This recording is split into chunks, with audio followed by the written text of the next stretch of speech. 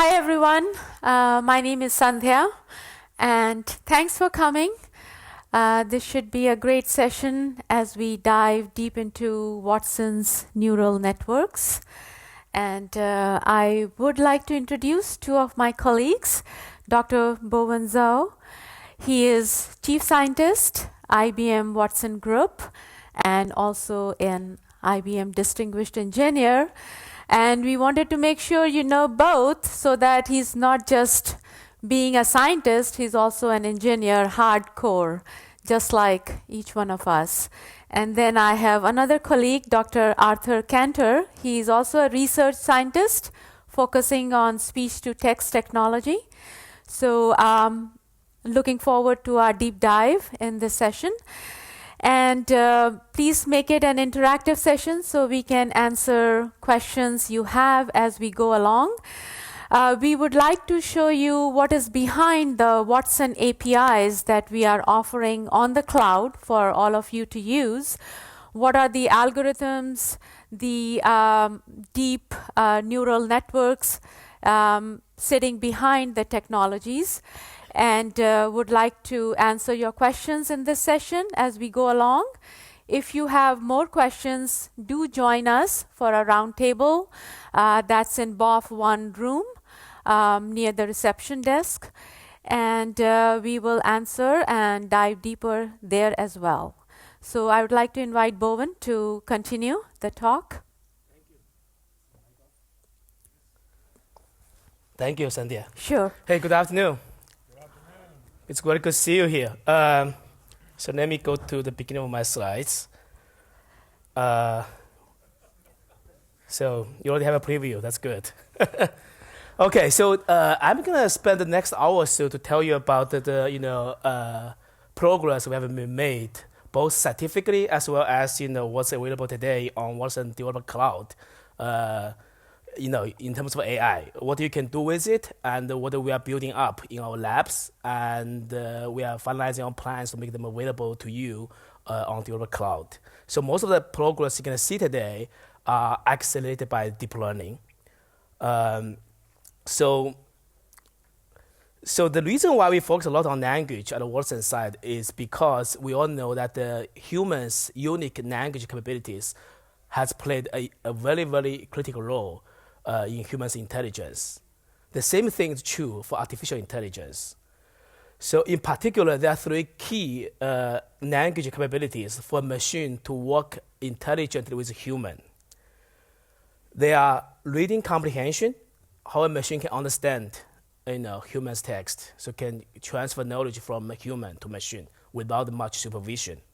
The second thing here is how do machines collate knowledge and do reasoning with knowledge on text.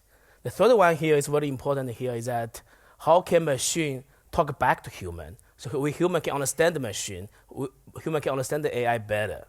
So these are very important for AI in the sense of augmented intelligence, so human and machine can work together.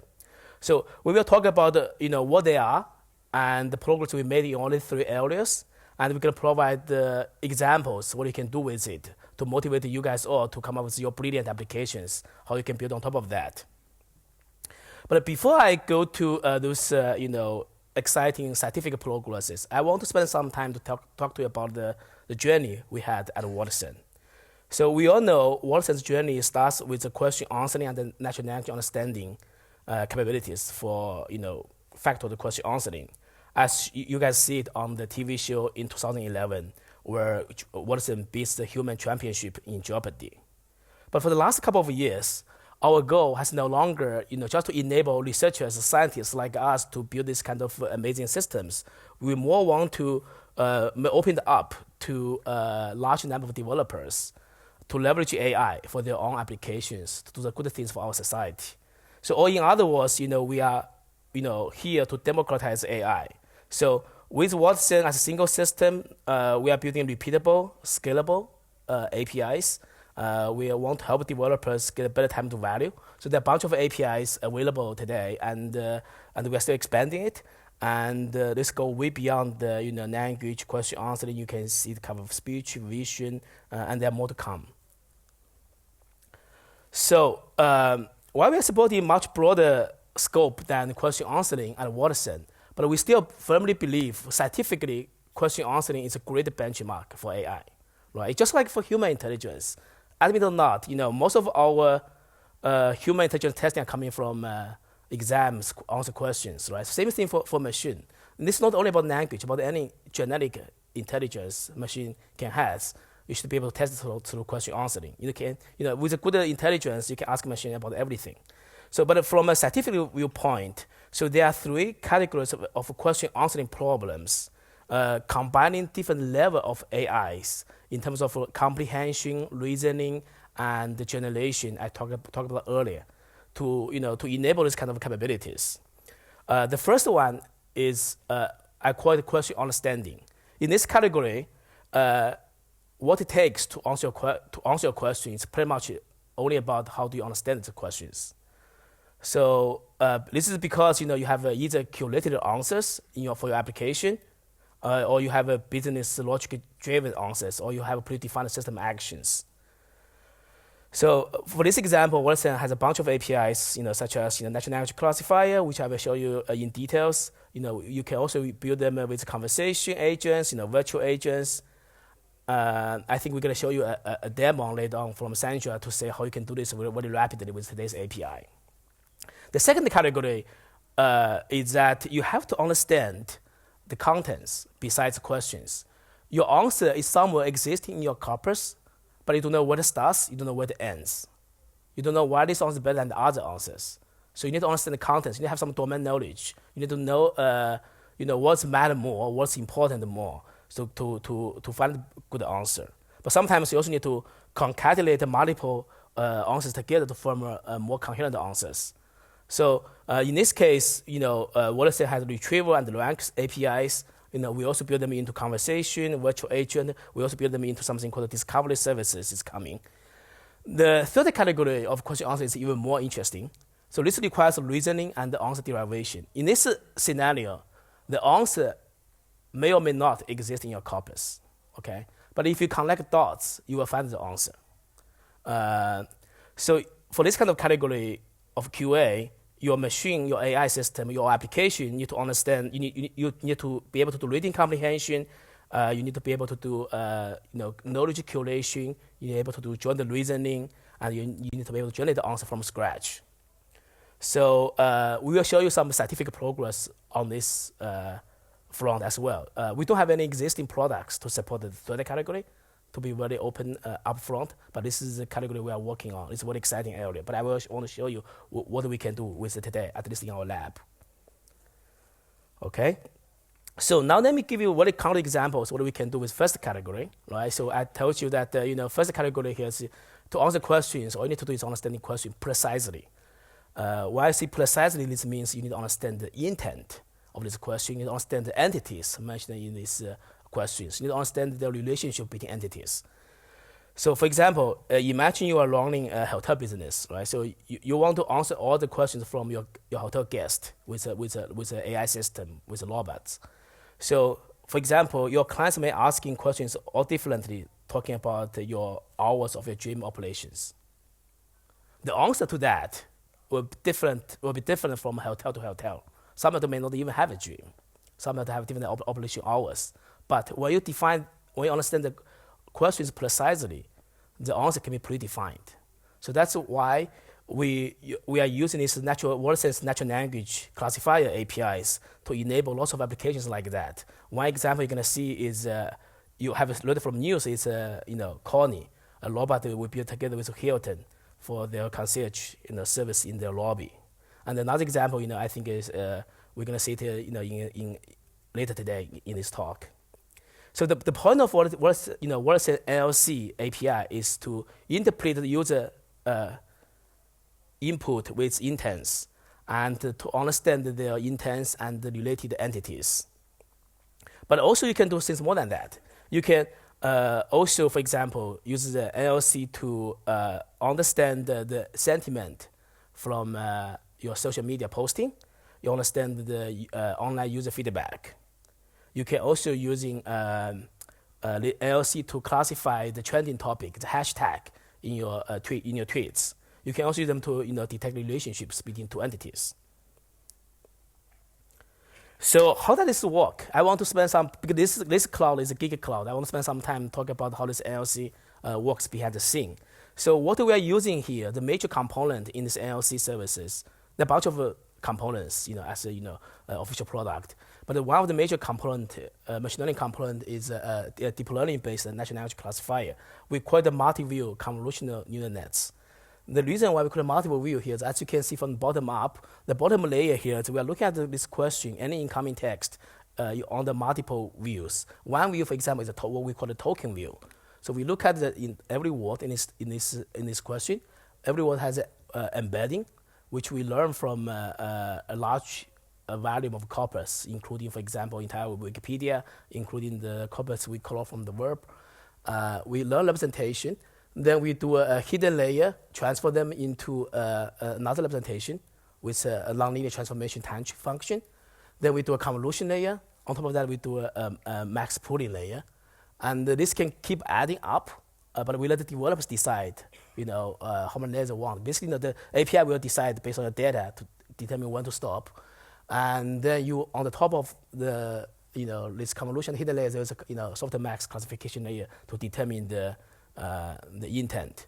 But on the other hand, we also provide another view we call the character view.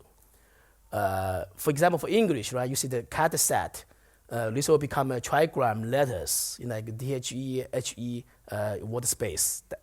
So why do we add another view here is that for many languages, because our goal here is want to make WordSend to be used by as many developers as possible, supporting multiple languages as possible.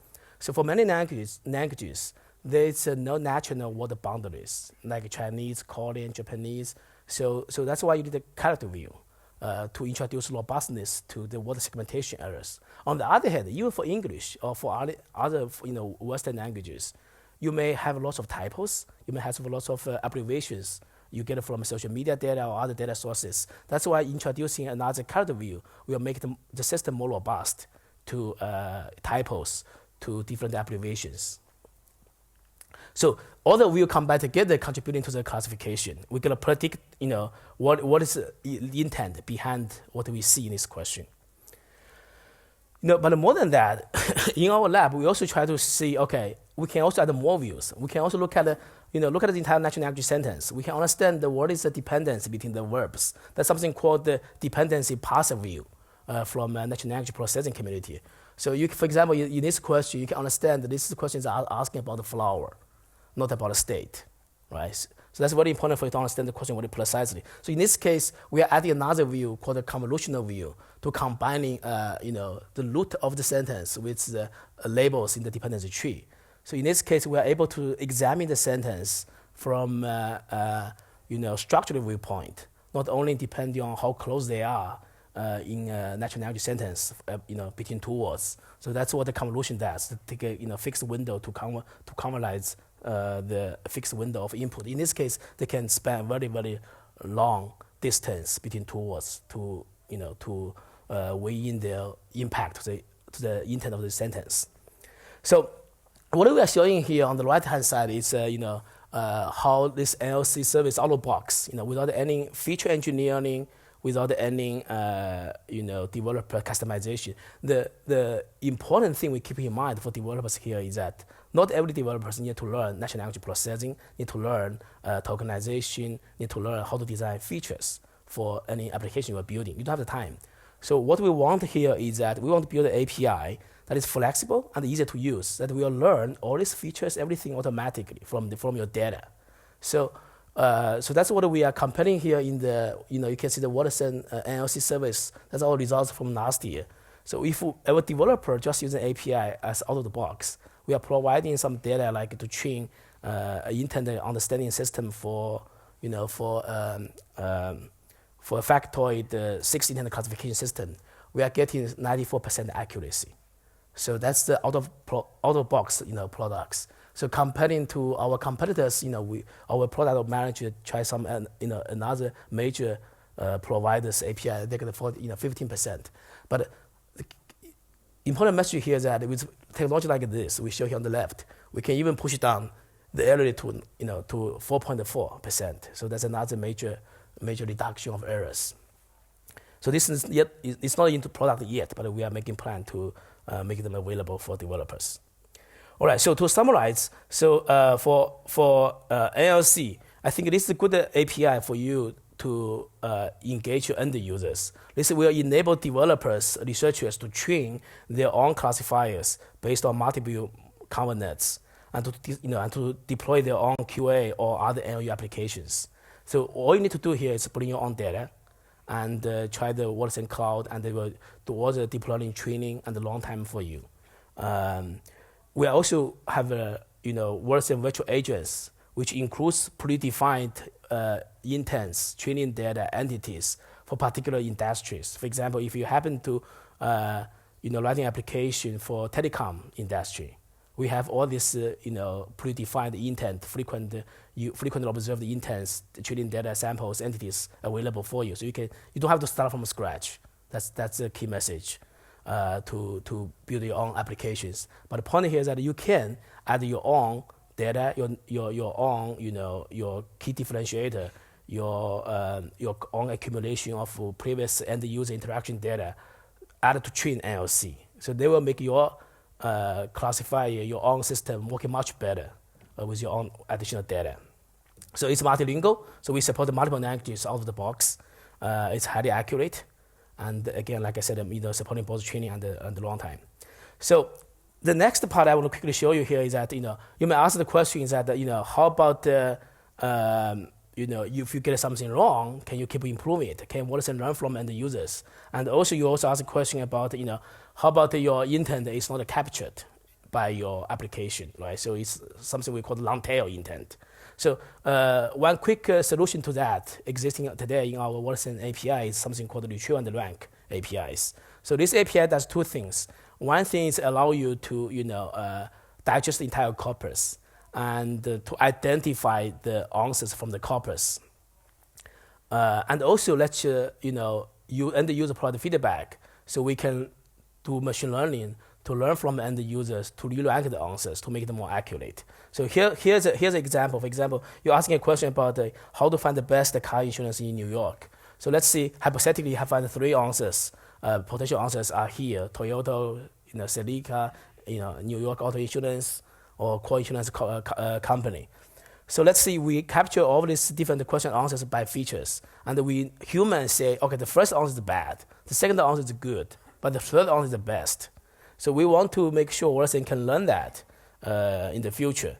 So what we are doing here is we are using a learning to rank capability, all packaged behind the API, and we're gonna progressively optimize the ranking. So the idea we're using here is we're gonna learn gradient decision tree each time from one list of answers, and we're going to build a new decision tree or regression tree to fix the previous errors until we get the best answer on the top.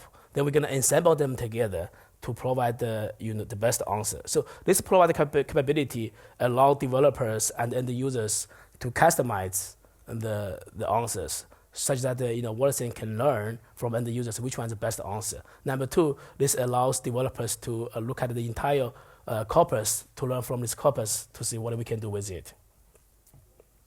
Of course, this API has also been used by other people for different purposes. I heard from some developers saying they are using this APIs building the online fast match for people to date. That's interesting. That's beyond my imagination. Okay, so here's a little bit more details, but I think I can skip the slides. But if you want to understand more, for example, this is basically a quick video demo to show how do you build multiple different decision regression trees to rank the answers and ensemble them together.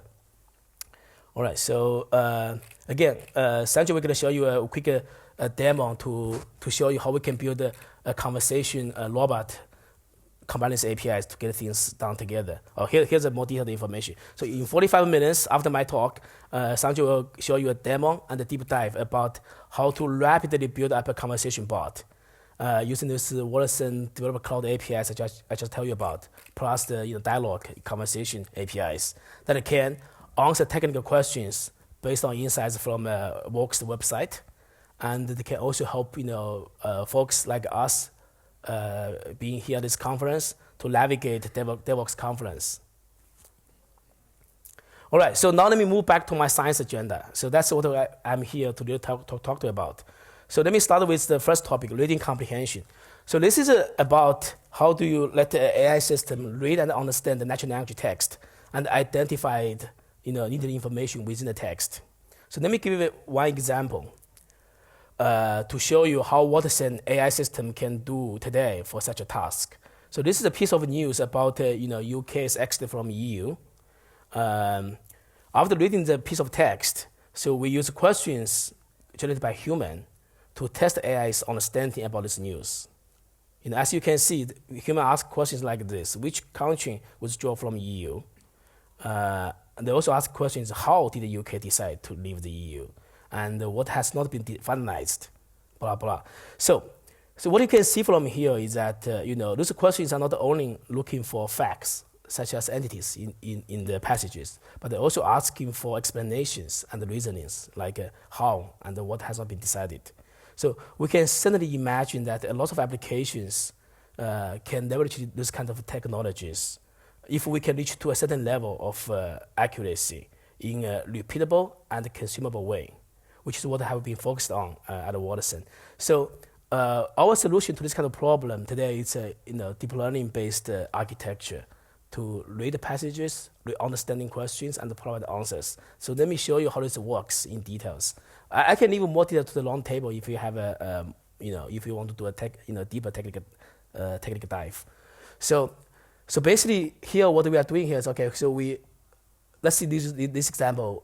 This is the Super Bowl question answer example from the passages. So we have a question: who won Super Bowl 50? So we are representing the questions using something called the bidirectional GRU. It's a sequential modeling of deep learning to encode the entire questions using both directions, forward and backward directions. And the difference here is that we're actually using something called the passage-aware representation. So we are learning a passage representation on the left-hand side by letting the machine read the entire passages. The passage representation then gonna influence how we're gonna learn the representation for the question. So the question is being represented with given the context of the passage. Then which forms the beta. You can see the little dot there. The beta then becoming here's a laser.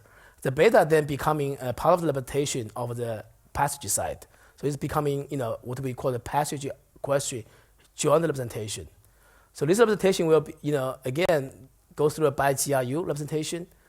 And the next step here is that, as I can show you, this question asking for answers that somewhere is existing in the passage, but we don't know where it starts, where it ends.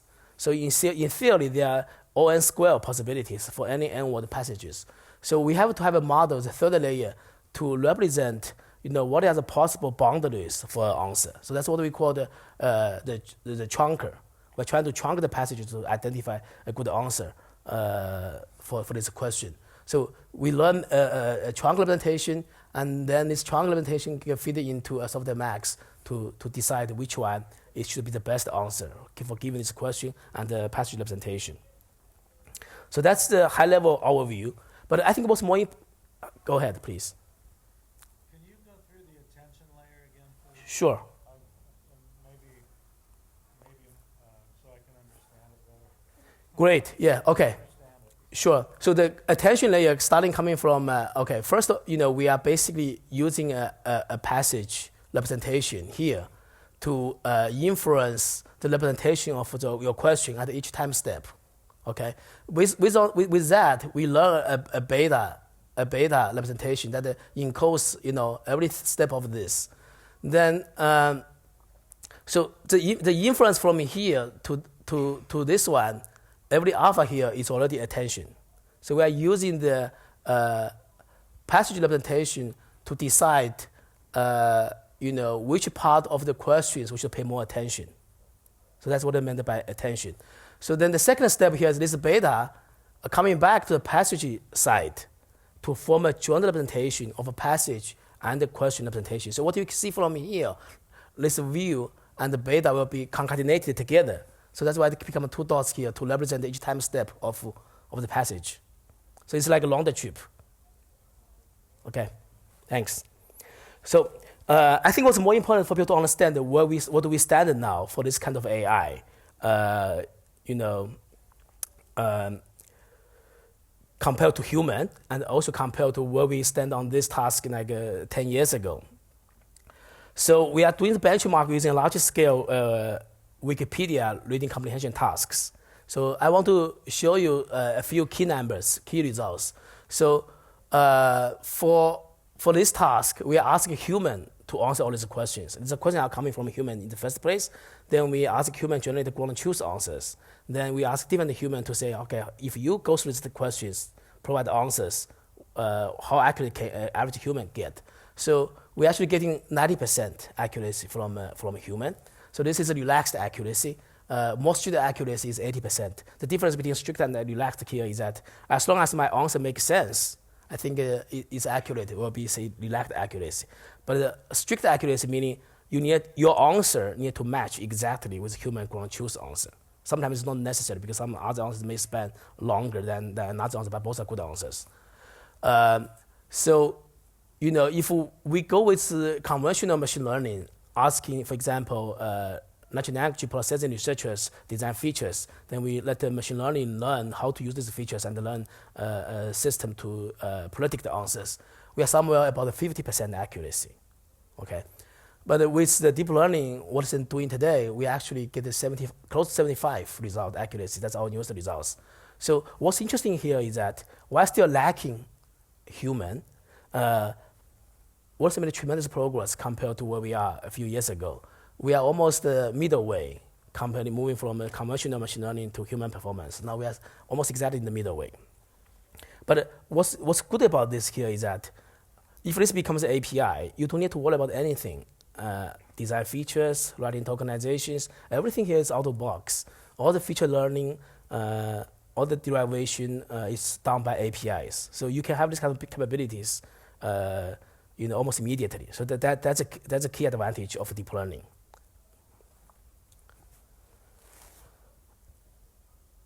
Okay, so, but I do want to do deep dive with you because I want to show you the full picture, right? So you see the accuracy of 75% accuracy, but we need to understand better what we really can do today, what we still need to improve, right? Because if you talk about AI, there are many articles flying along on the internet, so we need to learn how to separate from truth from hypes.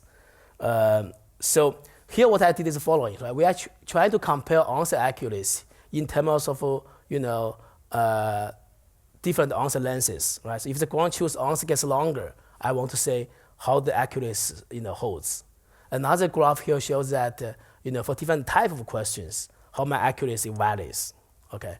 So from what you can see here, let's look at the right-hand side first. You can see that to answer questions like who, when, and where, we are doing pretty well, right? Especially like for where, we are like in the neighborhood of 90% accuracy. But if you go to answer questions like why, it's still not very good. It's still like 30%, between 30% to 50%, depending on what the metric you are using. And another observation here is that when the ground truth answer gets longer, the accuracy dramatically drops. So why? Why is that? Is this a question? I have a question. Does Yeah. the system know that its answer will be reliable or not? If it has 25% which is wrong, does it know like 50% I'm certain and then there's 25 I'm not quite sure and then 25 probably will be wrong?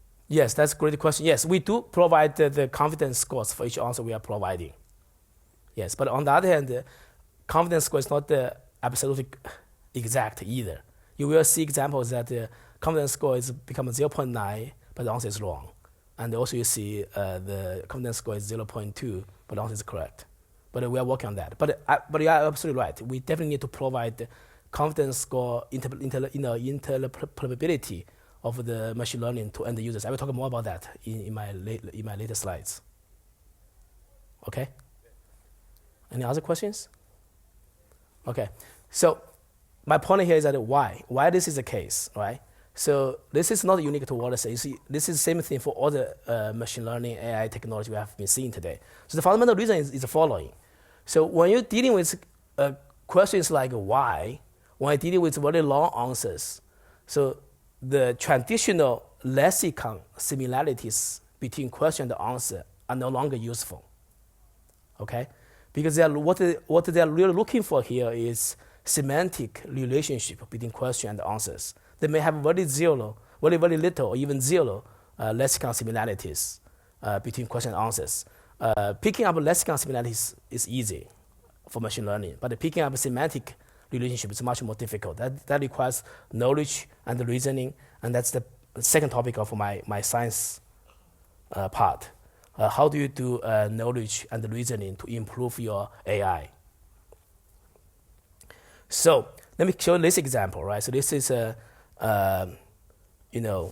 like professionals such as insurance agents often need to answer customer questions that demand long passage answers, but also with deep domain knowledges. Right? For example, if you are insurance agents, you may get the customer ask you, how much does a pool add to my home insurance? Right? Understanding the question exactly is not enough. And if you're only looking for keyword match, for lexicon similarities, you won't get a good answer. Trust me.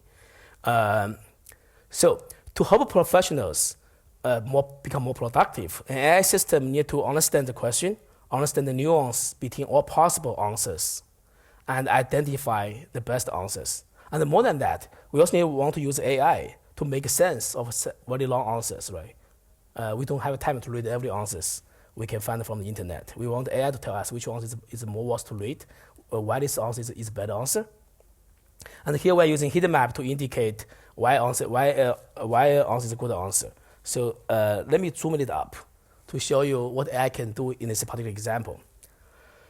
Right. So what you can see from here is that for such kind of a question answering system, we can see AI reasons to learn the salient part in the answers, and also from the questions, and how the answer provide critical information to the questions.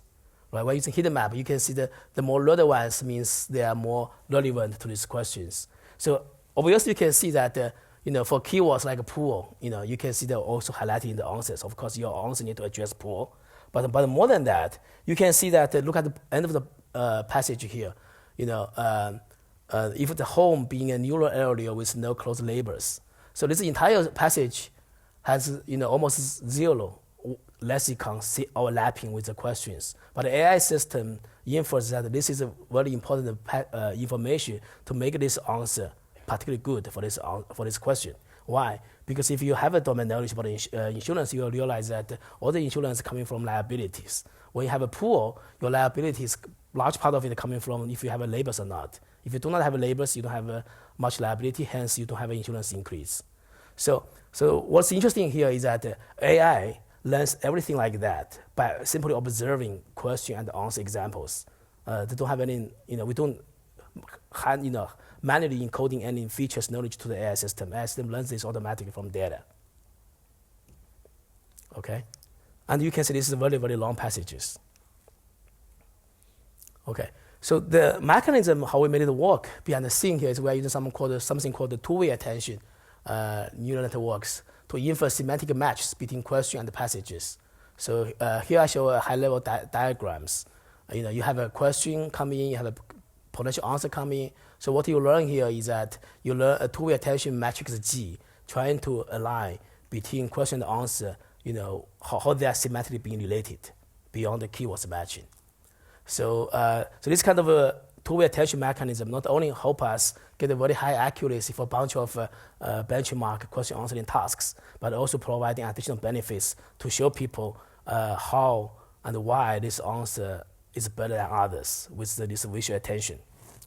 And another advantage here is that, as I told you, we previously already see that when answer length gets longer, the answer accuracy typically drops. So here what we can see here is that if you do standard deep learning, like this red line, versus you are using two-way attention model on top of a deep learning, you can see the accuracy holds up pretty well when the answer length gets longer. So you can see our accuracy is quite stable, even on the answer length reaches to 200 words. That's pretty long for these passage question answering systems. Okay. All right, so another important direction in AI is how it can learn joint comprehension and reasoning with knowledge. So let me use an example to illustrate our current work in this space. How many of you are soccer fans here? Raise your hand. Yeah, I know we can have a lot in Europe here. When I ask this question in US, there are much less hands raised up. Okay, so the question is, what international championship has Zidane won as a player? So to answer a question like this from AI perspective, we need to understand, which one is the critical entity for this question, like called topical entities. This one should be Zidane. And we need to understand what's the major leadership they're asking here is win a game, right? One. But there are also additional constraints like international championship, like as a player. So an AI system need to identify all this critical information from the question as a step one. But that's not enough. So let's see, we have some text evidence to show this part might include potential answers to this question. But none of the sentences explicitly say this, express the answer to this question. So you need to connect dots to derive an answer from these passages. So what we are doing here is that we actually, first of all, we are do the reading comprehension on these passages, as I mentioned earlier. Then we actually building knowledge graph based on this reading comprehension text. And we are grounding this knowledge graph with a general purpose open domain knowledge graph to introduce common sense of what knowledge. For example, we need to understand for different games mentioned here, what happened. Is it in Europe or it's a Spanish local league? And then, as I said, this knowledge graph construction and embedding. So we need to build a knowledge graph and embedding knowledge graph and grounding them with universal external knowledge graph and to embedding and joint reasoning. And only based on that, then we can starting to reasoning to derive the right answer. For example, from reading comprehension, we will propose multiple potential answers without knowing what knowledge. So there are three potential answers. The one, different games as a player, as a manager. But then we need to understand that some of the games are local, some of the games are international, some of the games are won by a manager, not a player. So with this, what we call the multiple source, multiple hop reasoning, we can derive the correct answer from this passage is that this 2002 Champion League is the right answer for this particular question. So that's what we are working on now, for deep reasoning. Any question on this part? Okay. How much time I have?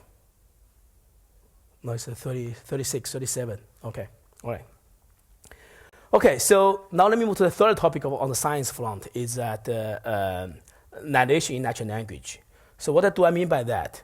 What I meant is natural language generation and the summarization from multiple sources of information, for example, including text, including structured data, like tables, like diagrams, or including some, a few bullets, or including a few, intents. How do you express the intents as a natural language so human can understand what the machine is doing now, right? So that's all in the broad area for narration in natural language.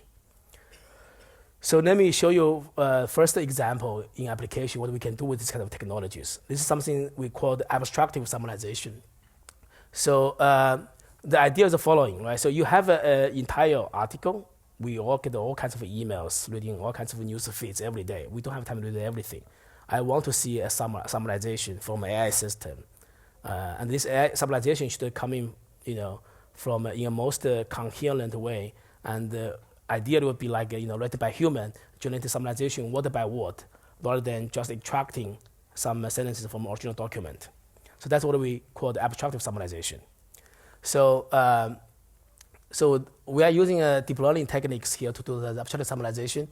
It's called the encoder-decoder RNN with point networks. So I will explain what it meant. So this basically meant, first hierarchical means we have a representation at word level, sentence level, and document level. Encoder-decoder approach is the following. So we can first encode in the input passages that we want to summarize. So this is more like let the machine read and understand what's being said here. Then there's a decoder side here. So given what we read for the entire passages, we're going to generate what is should be the possible ideal summarization based on the text. But we have a pointer network in the sense that we are not only produce from our summarization of the original document. We're going to also predict at some point we want to say, hey, I'm not going to generate from scratch for at this particular position. I want to point it back to original document. I just want to, tell you this part should be generated here, rather than you could come up with your own new words. So this yellow box, orange box, is what you come up with by yourself. This blue one means I just copy this one from original text. You will see why this is important when I show you an example. Okay, so that's the high level how this works. I can explain more details when we do long tables if you come. But before that, let me show you a few examples. So this is a few news examples we have seen from Newswire. For example, this is a news text about a man being arrested for a murder. So this is the original source. So this golden is what the human editors generate for the summarization for news headlines. Right, so this is the man charged with blah, blah, blah. It's a pretty long sentence. And our AI system Watson AI produced the following summarization. We change this crime to murder, and we drop police officer claims. So this makes sentence more precise, but also make it more specific. Okay, so that's an interesting example. And you can see another example here is that about the stock market. So human use a verb like a deep, we change the to an adverb down at the end of the sentence. So it's different sentence structure, but have the same meanings. And here's come with my favorite example. So this is older news a few years ago about the Malaysia Prime Minister Mahathir. His comment about the media. So second law again is a journalist summary. So Malaysia leaders charged foreign media after request for comment. And the third law is Watson's AI output. It's Malaysia's Mahathir denounces media as despicable. So you will first notice that AI comes with a new word, denounces. It never observed in the original document. So AI really learns this word from other examples, from somewhere else. The infer at this place, this is the best verb to describe his behavior. So this is really being creative from AI perspective. But on the other hand, if you only look at all the news today, you found that denounces the media, you may infer the potential subject may not be Mahathir because he has not been active over the last few years. The most active person you can think of being both active and also denounce media, who have you in mind? Donald Trump? Who else? Anyway, but you see my point. My point here is that if you let AI being creative, only looking at the corpus statistics, you will not infer this. So that's why we need a pointer network. So this is the part that you need to be faithful. So what AI really does here is that they strike a balance between when to be faithful, when to be creative. Okay, when it comes to entities, you need to be faithful to the original document because that's the summarization supposed to do. But you need to be creative to make a sentence more compressed, more readable, more expressive. All right, so that's what AI can do today. And here basically shows you a bunch of benchmarks we have been doing in our paper to show that we are getting the best results in the world for these tasks. So even because we are doing a work very relevant to journalists. So we put our paper out on Friday evening before we leave office. And the following Monday, we see a news article picked up by a journalist by himself. So we are from New York. We are on the East Coast. The journalist Nick Hess is coming from. I think he lives in West Coast, California. So he put an article out on following Monday morning, talking about the Watson's machine learning capability, how we can write a good headlines. He was very impressed. And he wrote this article all on his own. So he works very hard. We put the paper out on Friday evening, and he wrote his story over the weekend and put them out on Monday morning. But I think that's exactly a fact to reflect how AI could help people become more productive, right? So imagine this kind of technology, put them in the hands of journalists. This can save them a lot of time to write the summaries, to write the headlines. Okay, so now I also come back to the earlier question you asked about the confidence scores, but I want to go one step further, talk about how AI can be more transparent to human, to let people understand why AI is making decisions like that. And so human can basically judge these decisions and can intervene when it's necessary. So let me show you one example here is that how do we make deep learning more interpretable through summarization. So this is an example. For example, this is every sentence you see here is from a news article, and we want to generate a summary from this news article by identify which sentence is most relevant. And here, the blue ones here shows the human summarization by editors. So what we did here is that we are using deep learning system to scoring. So our deep learning system not only produce which one is the best summarization, but also produce scores in multiple dimensions that a human can understand and interpret. For example, how each sentence is salient in terms of summarization compared to the entire document's gist, and what is the content they have in this passage, and how novel is this sentence compared to the rest of the sentences that we have seen in the document, and versus even the positions, right? So are they appear in the beginning of the document, end of the document, middle of the document? So with all these scores, we're gonna give you all the recommendations which sentence is most reasonable to be choosing as a summarization for the entire document. So given that, everything is totally visualizable to human.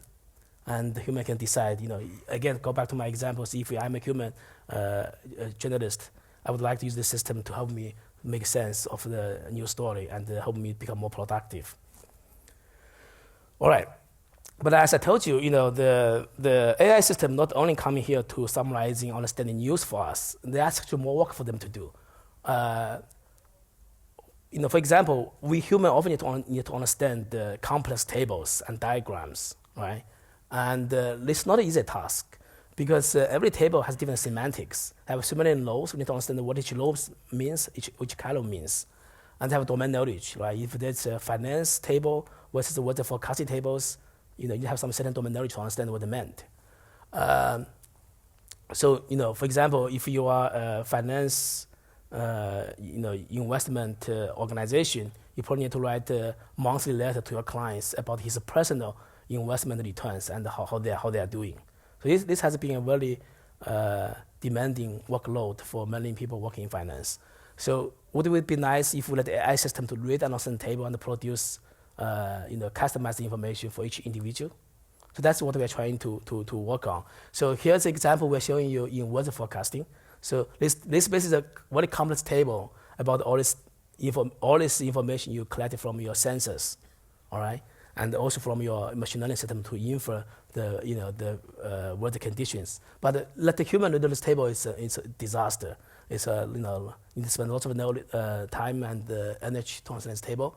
What we are really looking for is something like this, right? Just tell me what is the key point in this table, right? So this is produced by human. Today, we need to ask human to write this kind of thing for us every day.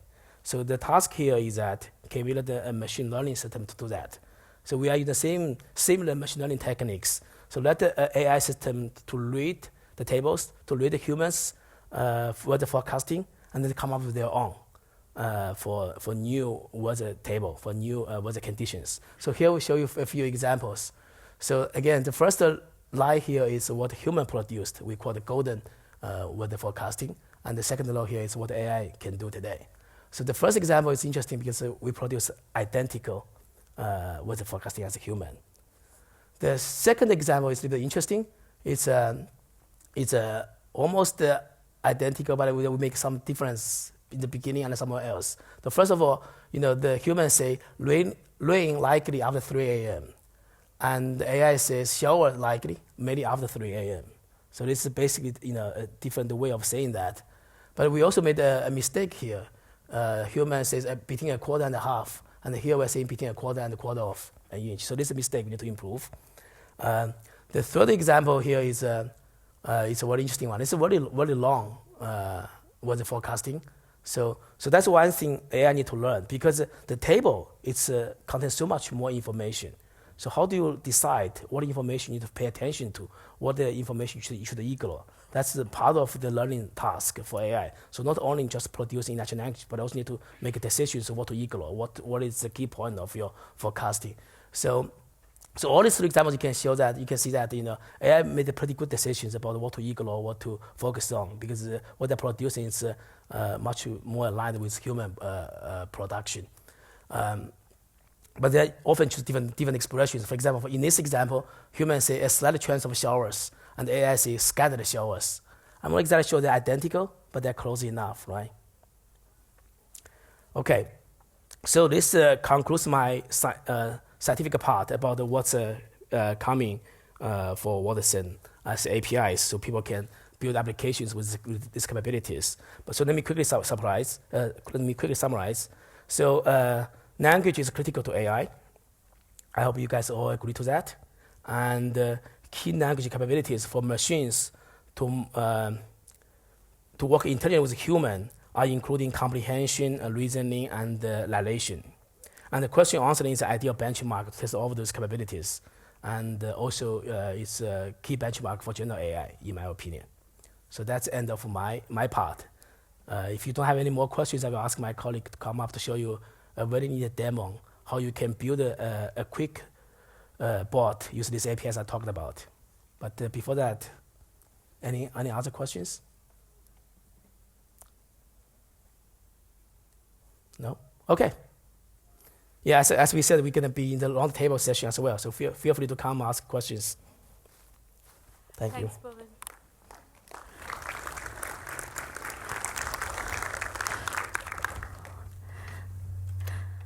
So, looks like a very quiet crowd.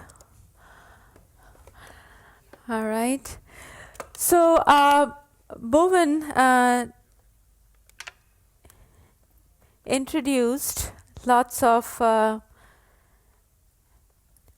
deep neural networks here. And, okay. If I can display. Right. Okay. So to put the NLC and the reading comprehension and abstractive summarization technologies that Bowen just elaborated upon, let's look at some practical examples. So here what you see is actually a URL that points to all the APIs that are in front of the algorithms we briefly touched upon, and these are the complete SDKs in various languages: Java, Python, Node.js for iOS, Android. So it's for us to play with, and that's exactly what we did. There was a project, and you see the contributors here, and one of them is sitting in the front row, Jim. So we thought that we would take the Voxed articles and make out of that a conversation bot that would be useful in answering technical questions, right? I'm sure the audience here has been to vox.com and has seen the very nicely written articles that come out frequently on the technologies. So what we wanted to do was use conversation APIs, which are again using NLC and NLP, and as well as another API called Retrieve and Rank for building a corpus that included articles from Vox.com. So I'll quickly demo that. This is in the spirit to show you how easily the APIs are consumable after you have seen some of the algorithms that go behind those APIs. So just to switch over here, if I would need help in displaying that. Uh,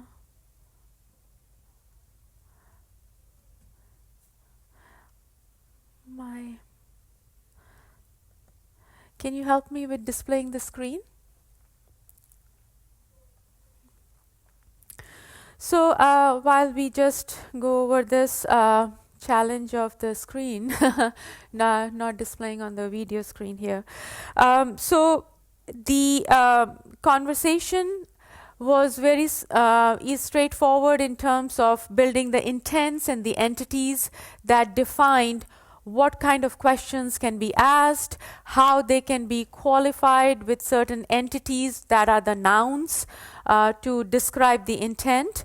So once we designed those, we went into dialogue flows and built conversations that could take in your human language questions that can be varied. So it's not a robot talking to a robot, it's a human talking to a machine that is understanding the intents and entities and giving back dialogues as natural language. So that's what we had built, and what we did was we have an API that does retrieve using Apache Solr, and then a ranking using the machine learning algorithms. So I'll just go into so why all right so I don't I can't even get the browser here.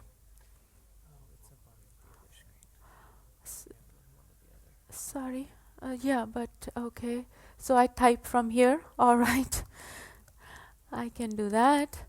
Okay, so here you see our bot, and let's just to play with it a bit before I dive into the API here and how they are working.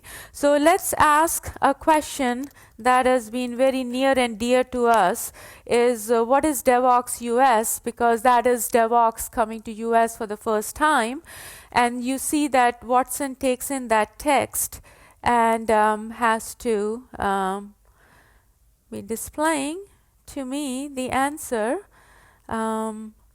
unless something is not right here.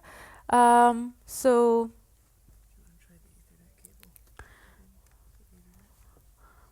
we need to do that for sure.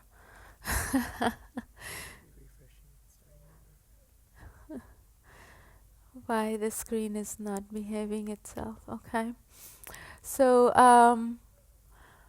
we'll just go into bluemix.net and see why.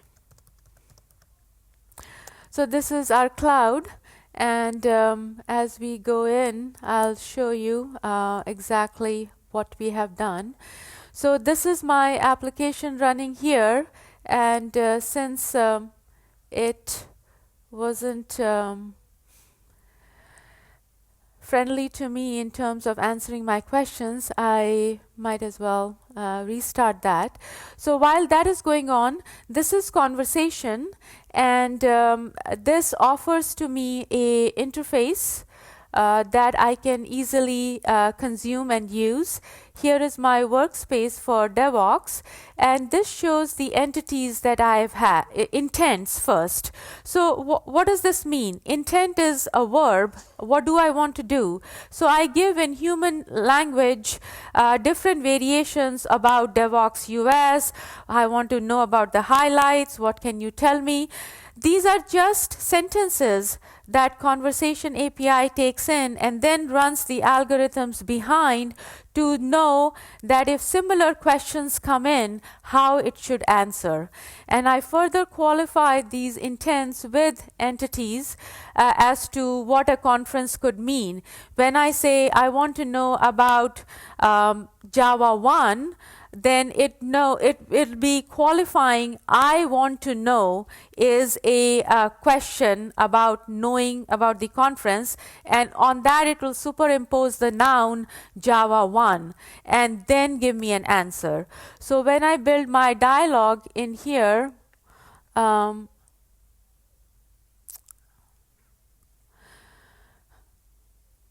that is a very simple flow of how I want to proceed with answering the question asked. So, for example, when a question was asked about Devoxx US, it is what is Devoxx US?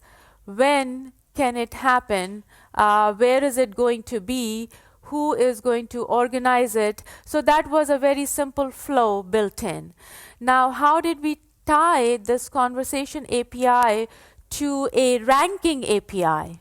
So ranking today is a very interesting machine learning problem in information retrieval systems, where we want to where we have terabytes, petabytes of data ever increasing. How do we make sense out of that? So we have algorithms that would enable us to rank the results based on the algorithms that we call lambda mart and so on, that do the that do ranking based on the learning model that has been formed, and I'll go into that in a bit. So to use the retrieve and rank over here, we had designed an intent that says if such a question comes in that Mr. Conversation API you don't understand, then just put it into a bucket, into an intent that is called out of scope. And so once that intent is recognized, then the dialog flow would set a variable that we call retrieve and rank, and that variable is then taken into a application that Jim wrote, and that is a Cloud Foundry app. So anyway, what is happening here is conversation talks to retrieve and rank and gets back your answers from the Voxed article corpus. So that is the flow here, and so this is what we were seeing. This is the other piece that I was mentioning, and if you go into the tooling in here, you will see the corpus that we built into it. So there is a document conversion that sits in front of retrieve and rank and converts our documents into a format that can be then ingested into the corpus. So here is our cluster called Voxed cluster, and we have created a collection called articles. This in turn can be seen here under content, and here are all the different Voxed articles. So if I want to directly try out here, I can ask a question, what is Spring Boot, for example, and I would be getting back all the differently ranked answers. And to recognize from the huge text corpus, to index those documents and then to run the model of ranking that the ranker has learned and produce these matches is what is all happening within seconds. So that is the beauty of running this API. So let's see if my app, I'll close these instances. Let's see if the app did come up and is running. So let's just go there. Okay, so let's ask what is Spring Boot here as well to the app, right?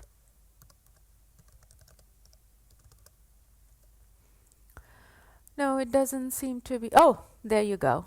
Okay, so you see there is a conversation ID given here, and there is a context that goes back and forth between the bot and the corpus running behind. And as you continue the conversation, the dialogue turn counter keeps on increasing. And here's my inquiry text. And what came back from the conversation is that I have mapped your question to an out-of-scope intent.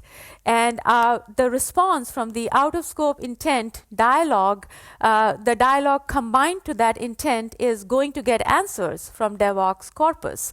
And then it goes into retrieve and rank and gets back the document ID, the score, the score that is given to that document, and the body, and so on. So it has various matches that have been ranked here. So that's if you were to scroll down in here, you would see the different documents in the order that they were ranked by the ranking algorithm. So that's what I wanted to give in terms of applying this in real terms, what we spoke about. And I would like to go into deeper into the retrieve and rank algorithms. But even before that, possibly I can show you if okay, if now again the same problems here. I'm not sure. Slideshow mode, same problem, right? Okay, the presentation, right? So it's either the browser or the presentation. Yeah, F5, right? There's two slideshows going at once. So let's close this one. Can I close it? Yeah. Okay. Now, current slide. Yes. Okay. So here we spoke about conversation, retrieve, and rank, and I just want to emphasize that these are REST API calls, and you can write a Java application that can talk to these, and it is as simple as calling the REST API using the curl command, for example. And you can, of course, connect to the curl using JSoup. So it is that simple. And similarly, a call out to the conversation is right here. All it needs is a workspace ID, and that's all. So it's quite straightforward. That there's a deployment to the cloud. A simple manifest YAML file will enable you to deploy the app to the cloud. So this is what we envisioned, and then we as a team also went on to add external interfaces just for the fun of doing it, such as Amazon Alexa and a Pepper robot, and you would see the Pepper robot demoing this app in the keynote. So that should be fun. And that's where it lives. And then we went over the application overview already. So I would now like to just take some time to dive into the retrieve and rank for a short while. Okay, so now I would just, now that I know, okay. So here, trying to display it, and yeah, okay. So there you go. And so here is some deep dive. As Sherlock Holmes said, it's very important for our detection to just shift out the noise and focus on the vital parts. That's what retrieve and rank does for us. So we will try to see what it is. You did take a quick look at it, what it can be used for, how it works, how well does it work, and what kind of information can we get out of retrieve and rank.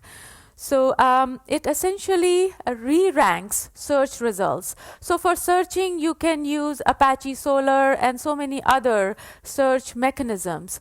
But what does retrieve and rank give you as a combination from Watson is a re-ranking of the search results based on a training model.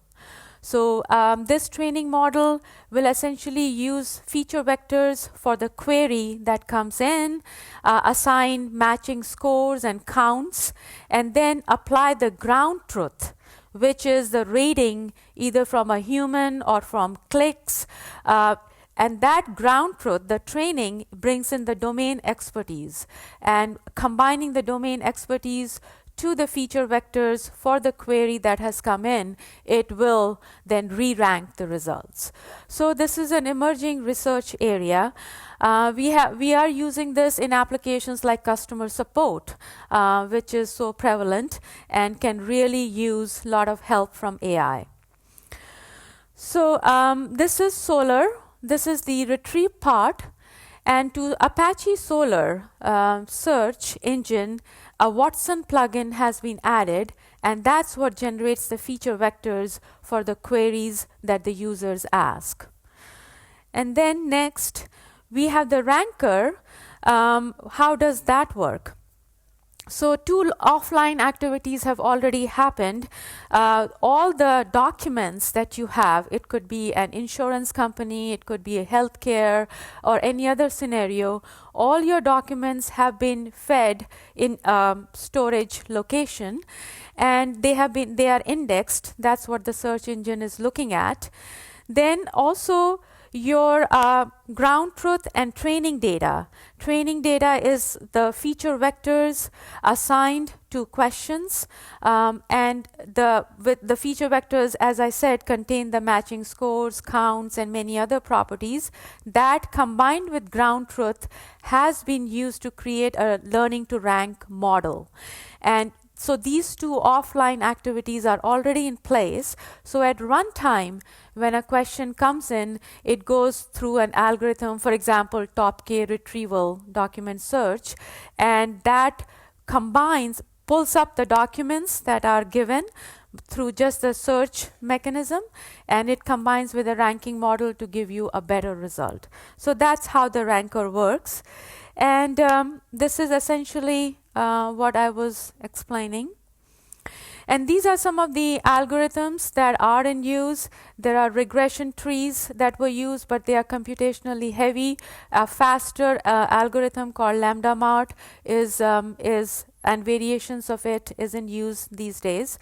And more importantly, multiple ranking models are combined, and weightage is given to the features that a user really wants to be heavily or less weighted, and then a data fusion is done to give you the best ranked results. So I wouldn't go into too much details. I think I'll let Arthur then pick up with speech to text. So these are just the algorithms, and this is the a pictorial view of for, let's say, the queries are Q1, Q2, and so on to Qn. Each query that is asked is represented as a feature vector x1 to xm, and along with that feature vector is combined the ground truth y, and that is fed into the learning system where the ranker algorithms are running, and to create the model, so that at runtime, when a user asks a question which is Q, modeled by the feature vector x to xm, and no ground truth given at runtime because there's nobody to rank, now the test data is there. So this goes into a ranking system which has learned from the model, and it produces the answer, and that is what we term as prediction. So this is pretty neat. And this is again a picture showing the Solr search and feature generation, which is unsupervised learning. It's collecting the ground truth and training, which is supervised, to predict the scores. And we can also do on-the-job training, which is with clicks that are coming in real time. We can combine the clicks, which anybody can be clicking in, this is right, this is wrong. We can also get such an input through crowdsourcing. That is another way of collecting data. And we can combine this with domain expertise, which is the ground truth, to produce a better ranked model, and that can be used in runtime. So that's what we looked at. For Q1 to Qn are the queries. These are the feature vectors. They are used to develop the learning to rank model, and that is applied at the runtime. So I would like to show you again, I lied that I'm quitting. I would like to show you a demo as well.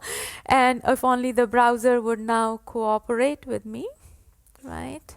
So, and looks like it will. So here is the Cranfield. There is actually a very cool demo here that takes in, this is for non-English speakers, including me. If I want to know something very much peculiar to English language, I can ask a question. So let me ask, let's have the system generate the question here. So difference between affect and affect. So let's see, the answers are being obtained from the English Stack Exchange site, and then they are being ranked. So this is retrieve and rank in work, and it comes back with the highly ranked answers. So that's just a one variation of how retrieve and rank can work. I did want to go into, not into deploying the application, but rather into the Cranfield retrieve and rank demo. Yeah, so okay, so it is, yeah, well, here's the GitHub for my demo, and I should be able to demo it to all of you. Okay, so this is a very intense set of data about aerodynamics. And so since I may not be able to ask a good question, I will just get a random question. And that's what the question is. It goes to retrieve and rank and gives the output which has factored in the domain expert view. So this particular answer here has a domain ranking, domain expert ranking of 4. So obviously a better answer. So from the ranker, whereas a standard Solar search that also had that particular answer, but it didn't have any of the other answer with the ranking of 2. So there were more answers that were ranked by the experts higher in the ranker's output from retrieve and rank. So I think that would be a good introduction to retrieve and rank, and we can conclude at that. I'll let Arthur pick up with speech to text. Any questions? Okay, it's a very quiet audience here. Okay.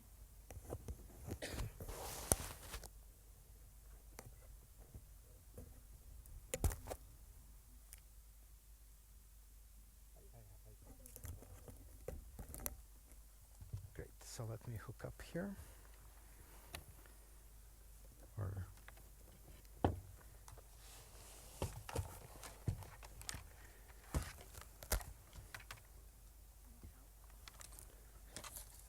oh, this is a different cable.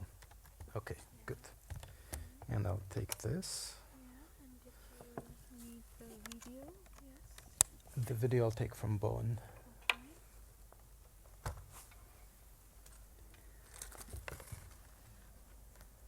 Okay.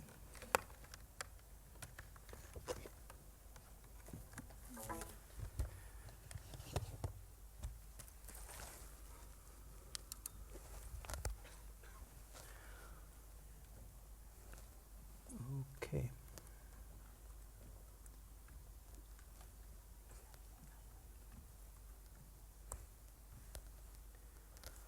Okay, so I guess I'm hooked up and the PC is hooked up as well. Okay, so hi guys. My name is Arthur Kantor. I am from IBM's Prague office. I work on speech recognition. Well, actually, my background is in speech recognition, but now I'm mostly working on the API and the service itself for speech services, for speech to text and text to speech. But I will try to give you an overview for how most speech recognizers work. I guess the example is an IBM speech recognizer, but they're, the good ones are somewhat similar. And also we have lots of time, more than I thought we would. So please ask questions and interrupt, and we can make it more interactive. All right. So here's an outline of my talk. Let's see. Here. All right, good. So we can talk about briefly what speech recognition is used for. And also we can talk about how well it works and how do we evaluate how well it works. And we can also talk about where it breaks down. And then we can go into details of the recognizer itself, so the components. Actually, each of the components is a different and interesting algorithm on its own, on which we can talk for many hours on each of the components, but we only have, an hour or so.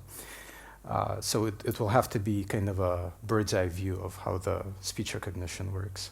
So the components are, there's the how do we extract the acoustic features from the audio, what does the vocabulary and the pronunciation dictionary or the lexicon look like, how do we model text that we're trying to transcribe,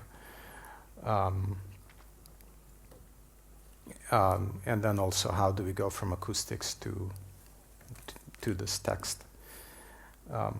Right, and then later, after we talk about the components, I can show you what information can be extracted from speech, and also give you a demo of the speech to text and text to speech.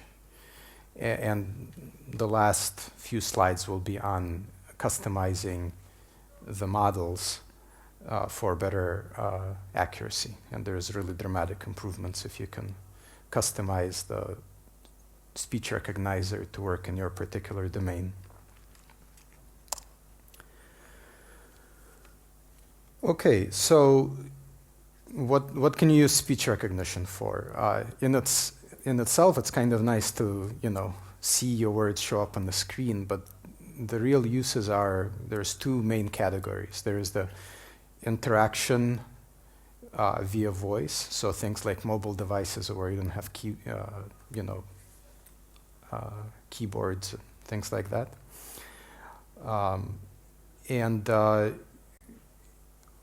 and also extraction of speech into text, where you can do other kinds of analysis for it, like what Bowen was talking about.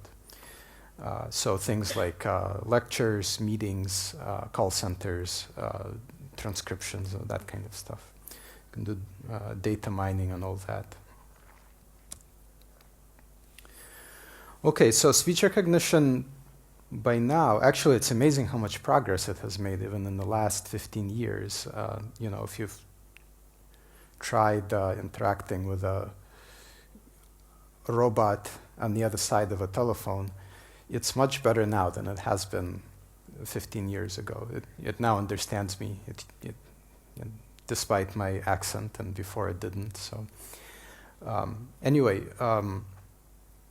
So it works pretty well now for controlled conditions, like talking into your cell phone.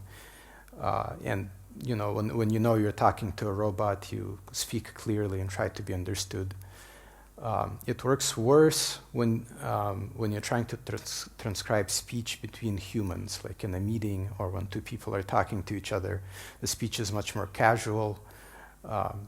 There's a lot of hesitations, false starts, and so on. It also works worse for bad transmission channels, like when the microphones are in the ceiling all over the room and you're trying to pick up a speaker that's far away. Right, actually, even though my accent is now understandable, I know that a lot of people are complaining that it doesn't pick up accents. Actually, all recognizers are still having problems with this. Another problem is that if you switch to a different domain other than what the recognizer was trained for example, you trained it on poetry and now are trying to transcribe medical reports or something like that, it's going to do badly. So you still need this kind of adaptation to the domain that you're interested in. So that's what we're working on, and we're also making it possible for users themselves to adapt IBM's recognizer to their particular domain. Okay, so how do we know, how can we talk about performance of a speech recognizer? Well, you do this with a measure called word error rate, and the way it works is you have a gold reference transcription that was done by a human, which is called R, and then you have a hypothesis generated by a speech recognizer called H, and you align the two transcriptions to minimize the edit distance between them.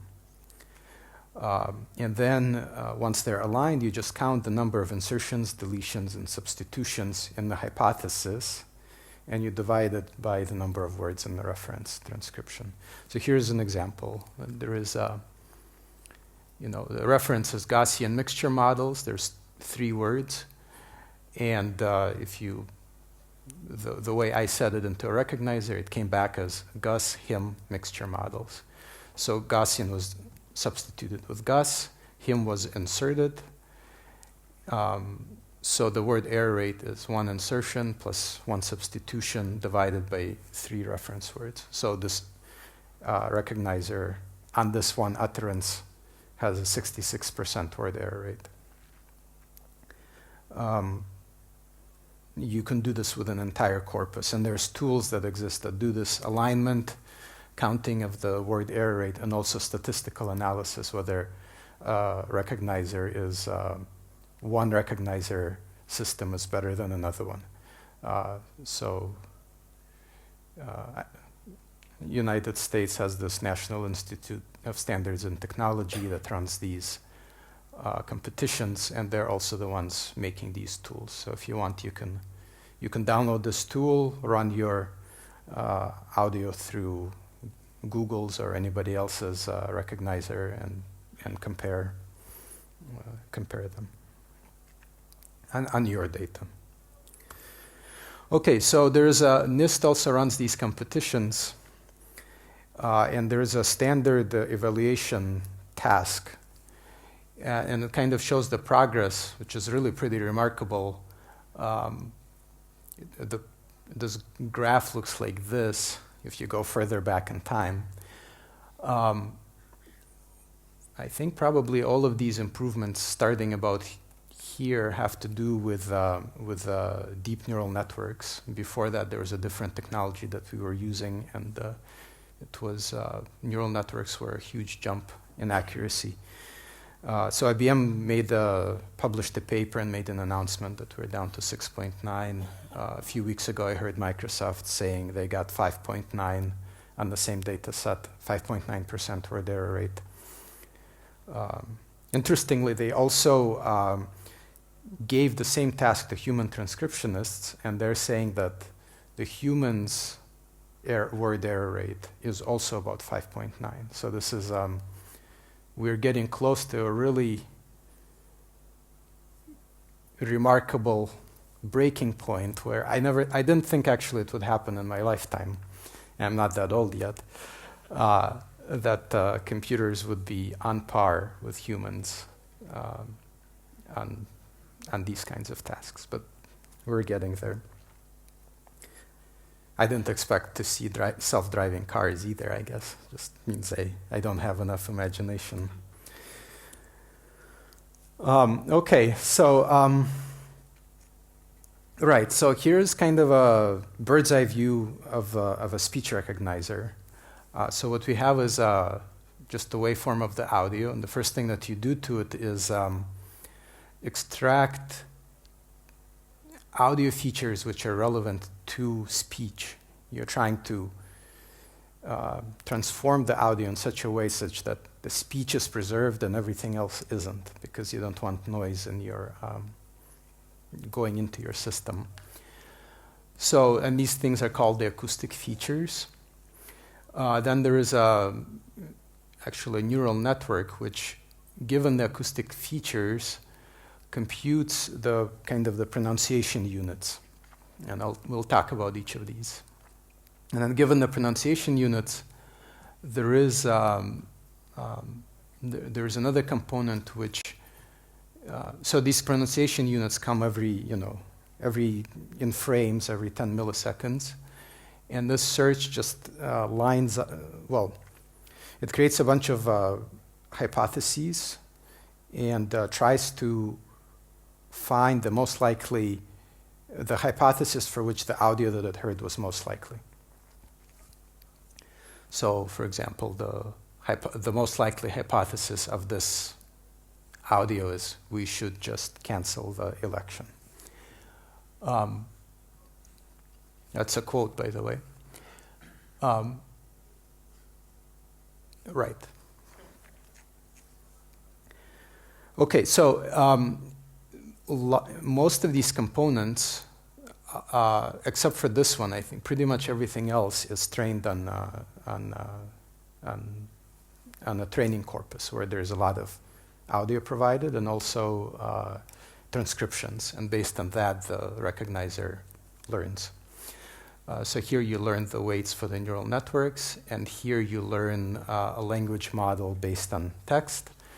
And the lexicon is, the very core of the lexicon is actually human built, but from that you can build a model to add new out-of-vocabulary words, and that's commonly done. Right. So any questions so far? Yes. So what are some of the features that, like the feature extraction? What are some of those acoustic features? Can you? Right. So the question is, what are some of these acoustic features that feature extraction does? Funny you should ask. Right. Before we get into that, so it's good to keep this picture in mind as we're going through the components. So there's a little kind of icon of this picture, and the yellow frame highlights the component that we're talking about. Okay, so acoustic features for humans. This is an ear, and inside it there's an organ called the cochlea, and this is what it looks like. Inside it, in the spiral, there's this thing called the basilar membrane. It's this gray thing that gets thicker as you get towards the inside. The audio or the sound waves, by the time they're in your ear, they're not in air, but they're in a liquid. But the sound waves come in through this hole and travel through this channel and back out. This membrane, because it gets thicker towards the inside, different parts of it vibrate in response to different frequencies. So you can see that this portion here picks up the high frequencies towards the base, and towards the apex it picks up the low frequencies. You can kind of see which frequencies excite which parts of the membrane here. So in the base there's the high frequencies, and then the middle of the basilar membrane is the middle frequencies, and the low frequencies are kind of towards the end, but a little bit here as well. This is analog. The frequencies are not linear here. It's on it's on a Mel scale, which is linear up to about 1 kilohertz, and it's logarithmic past from 1 kilohertz and up. The loudness is actually also on a logarithmic scale, so you can people perceive loudness in on a log scale, which is why they're measured in decibels. It's actually a remarkable organ for the range of frequencies and the range of loudnesses that it can hear, better than most microphones. So the way we extract these features is analogous to the way humans do it. So we take the waveform. Let's see if I can play it. Oh, Chris, good to see you. So it's a person saying, "Well, Chris, good to see you." The whole thing takes 0.9 seconds, 6 words in 0.9 seconds. So you take this waveform, you cut it up into 30 millisecond frames that overlap every 10 milliseconds. And for each frame, you compute the spectrum, which is what's plotted here in the columns.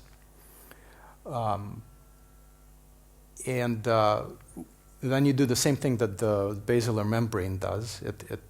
You warp the frequencies with the Mel scale, and this is what this third picture is. You can see it compresses the high frequencies into more than it does low frequencies.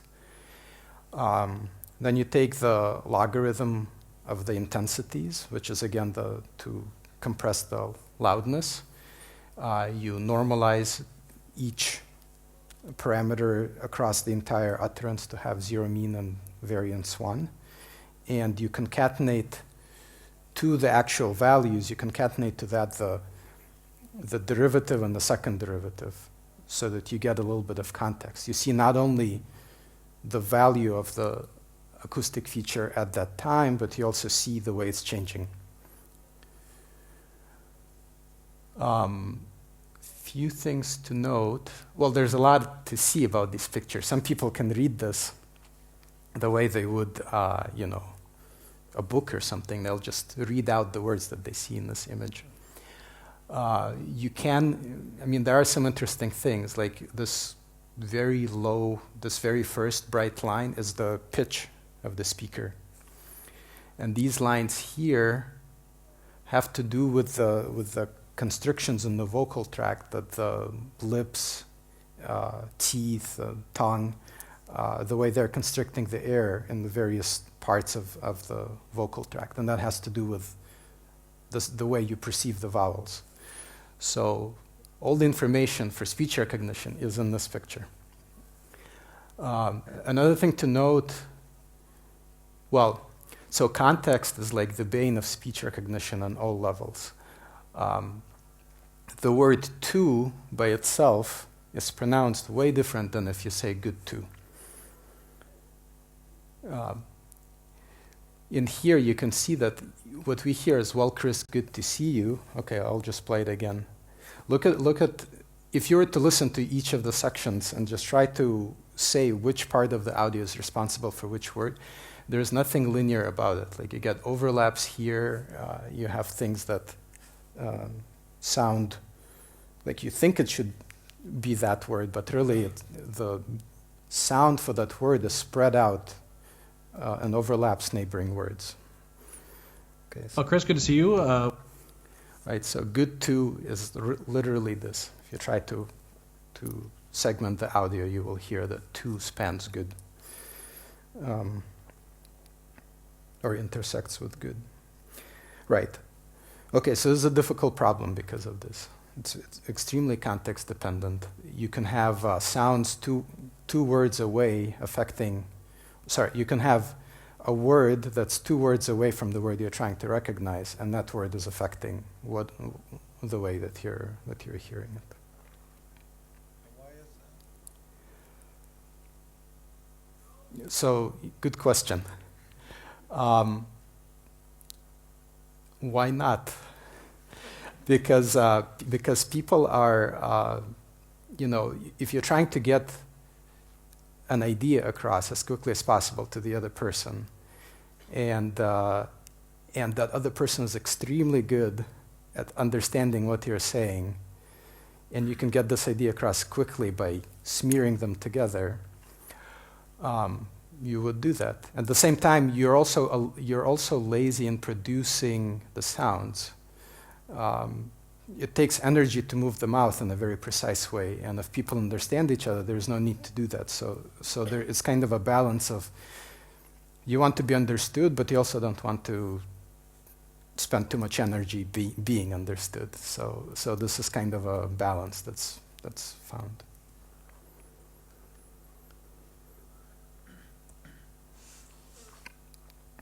Okay, so let's talk about the vocabulary a little bit. In the recognizer, the vocabulary is fixed. You have to, based on training data, you come up with a list of words, and that's the list of words that the recognizer can put out.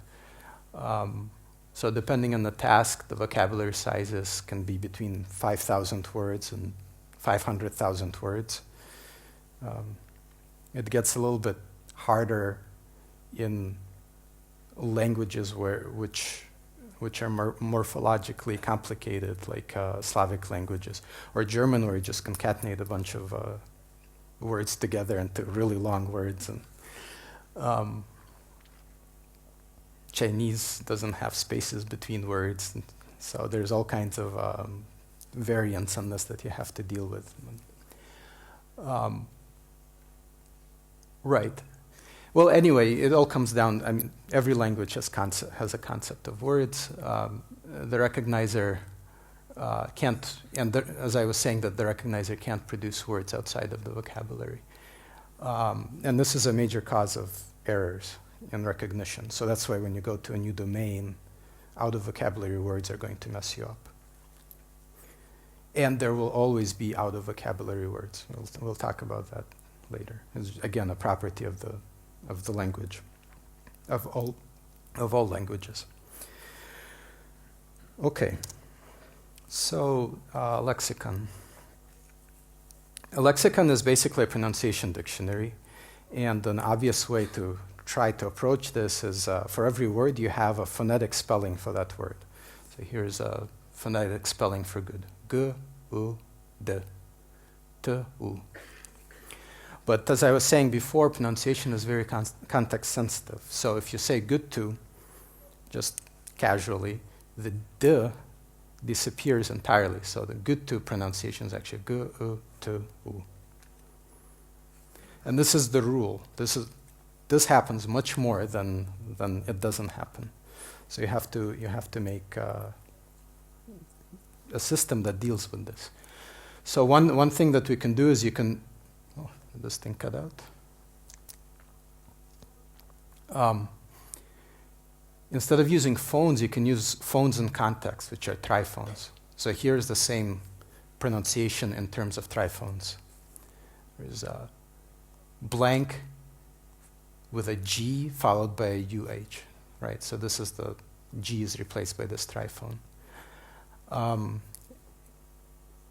Now you have, the D phone that previously needed to both be there in some context and not be there in other contexts, is replaced by these two different triphones, and they can have completely different pronunciations. And in fact, our speech recognizer uses these clustered units that are derived from these clustered triphones. It also takes into account, that the phone sounds differently in the beginning, middle, and end. So we have maybe about 9,000 of these pronunciation units, or I call them states in this presentation. Okay, so the language model. A language model is basically a probability distribution over all strings of words of all lengths. So obviously there's an infinite number of strings of words. Anyway, you can train it just by counting the number of times a word occurs given some history. So this is actually just a decomposition of this probability. So this whole probability of seeing sequence S is really the probability of seeing the first word, followed by the probability of multiplied by the probability of seeing the second word given the first word, multiplied by the probability of seeing the third word given all the previous words, and so on and so on. So that's this product here. And the assumption that we make is that the words you see far back into the history don't affect the word that you're seeing now very much. So you just approximate the probability current word given all of the words in the history.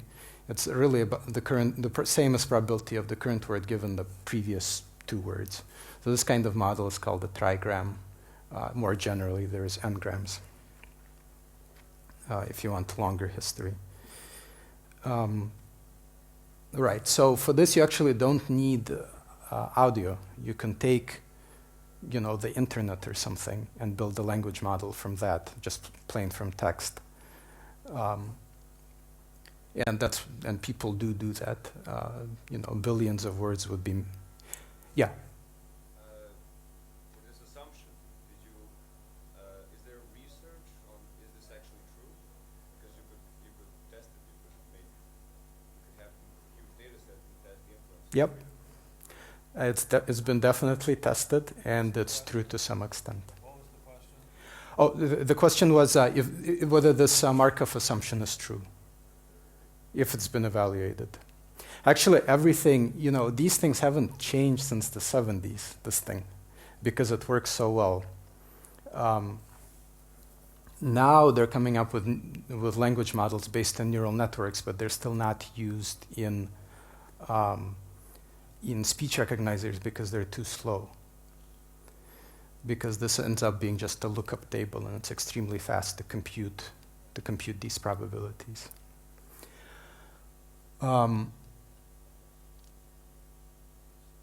Right. Okay, so a little more about this. So the words, if you look at all of the words, say, in any corpus, it follows Zipf's law distribution, meaning that there's a small number of words which account for a great many occurrences, and there's a huge number of words which occur very rarely in any corpus. So in English, for example, the top 100 words account for 50% of all of the occurrences. And most of them are not content words. They're like the, or, however, oh, by the way, the same is true for n-grams, that you'll have some n-grams which occur very frequently and very many which you almost never see. So, and there also happen to be, like content words, a content n-gram. So you want to get these right. And if you add all of these rare ones together, they still account for a large percentage of the total n-grams that you see. So this power law distribution is kind of difficult. Well, it needs to be dealt with. So this means that, like, say you see 1 million words, and you see the word "the" occurring 5,000 times, and then you make a thought experiment and see. Say you see another 1 million words. How often do you expect to see? How many "the" words do you expect to see there? Well, it will still be about 5,000. But let's say that in the first 1 million you see a word that happens once. In the next 1 million, it's just very likely that you got lucky and you took that one word that you'd never see in the second million words, and vice versa. So in the second million, there will always be words that you haven't seen in the first million, no matter how big your corpus is. For n-grams, this is also true. So you can't, just because you haven't seen an n-gram in your training corpus, doesn't mean you can assign a 0 probability to it in the test corpus. So there is this techniques for smoothing probabilities where you discount, you take away some probability from the n-grams that you've seen infrequently, and you assign that probability to n-grams that you've never seen. So this actually goes all the way back to Alan Turing doing code breaking in World War II. This probability smoothing comes from, actually maybe even from before him, but he came up with a way that works pretty well. Modifications of it are currently used, modified versions of it. Okay, any questions? Yeah. As you're reading new data past your training corpus, are you updating your probabilities? I mean, maybe you run into some, a proper name, for example, that you've never seen before, but then starts to show up a lot. Are you going to recognize that more reliably as processing continues? Not. Yeah, so the question was, as you're seeing more data past the training, are you updating the probabilities on the n-grams in the language model? No. The way, well, okay, so you don't update an existing model, but basically you incorporate that data that you've seen, you retrain it, and then you have a new model that incorporates these words. You can't do it during decoding because all that's coming in is audio, right? You need transcribed audio, or you need the transcriptions to update the model. So you're not doing it online, but with this customization that I will talk about later, that's exactly what you do. You provide some additional corpus and you tweak the base language model that you have to account for these words. And it makes a huge difference in recognition, in the accuracy. Did that answer? Yeah. Okay, so let's look at neural networks. Actually, just out of curiosity, of the people here who know the basics? All right, about half. All right, good. Okay, so the idea is actually not, the main idea is not very complicated. And it's also pretty old. I think these perceptrons were introduced in 1957. But the idea is that you have kind of a neuron with a bunch of inputs and a single output, and different kinds of and the inputs, you basically just do a weighted sum of them, or a dot product of the inputs with some weight. And this, if that's all you do, that's called a linear neuron, because the dot product is a linear operation. But the interesting neurons actually have a non-linearity. Oops, how did that happen? That was cool. There's a non-linearity that follows the dot product. So in the perceptron, basically, if this dot product is higher than some threshold, it's 1. And if it's lower than some threshold, it's 0. And you can actually get very good mileage on this. Like, you can solve all kinds of interesting problems, especially if you first convert your features into some really high dimensional space, which has to do with the problem you're solving. what we're going to use is this logistic neuron or sigmoid neuron, where instead of having a hard nonlinearity, which compresses everything to either 0 or 1, it compresses everything into a range between 0 and 1. And it's smooth, it's differentiable. And later you can see how you can use that to train.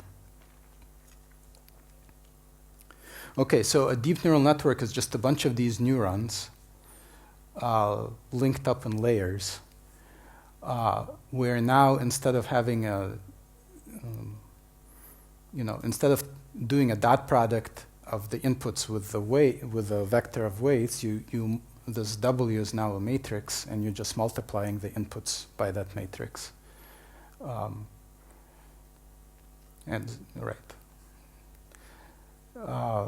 And then follow each of these by nonlinearity and feed it all the way in. And up here, there is the way we're using it is the outputs are these states that I talked about earlier in terms of which words are defined. So this thing gives you a probability of having seen a particular frame, maybe plus some neighboring frames. That frame is most likely labeled with state C0. And you do it for all of the states. And you compute this for every frame that comes in.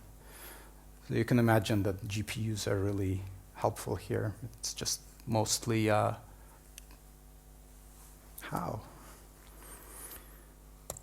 Okay. Mostly just linear algebra for which these libraries have been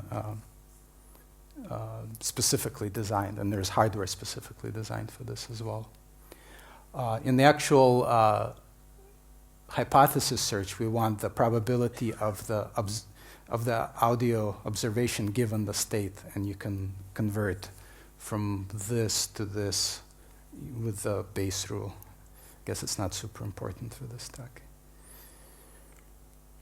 Okay, so how do you train these neural networks? For the inputs, you have the frames, so that's easy. You just feed it, extract all the features, and those are your inputs. But for the outputs, you actually need the states to label each frame with the state.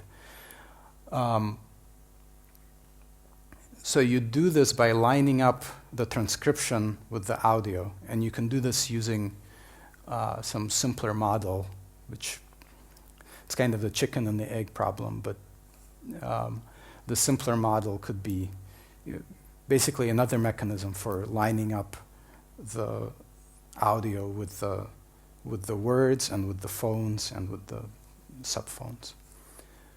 Once you do that, every frame now has a label, and you're good to go for neural network training.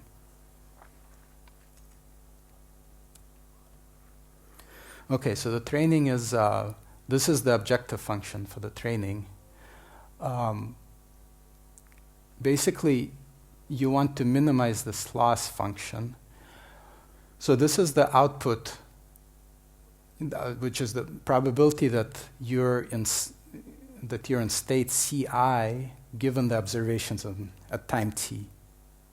And this y is basically 0, 1, which is 1 if the Ci so which is 1 for the output with which this observation should be labeled, and 0 for everything else. So it's just a 1 versus all kind of output. You want one output to glow brightly and all of the others to be dim. This is the goal of your training. And this function actually represents that. Because these probability of Ci given the observation, they must all sum up to 1. If you only care about the correct one being bright, all of the others are going to be dim because the sum must be 1.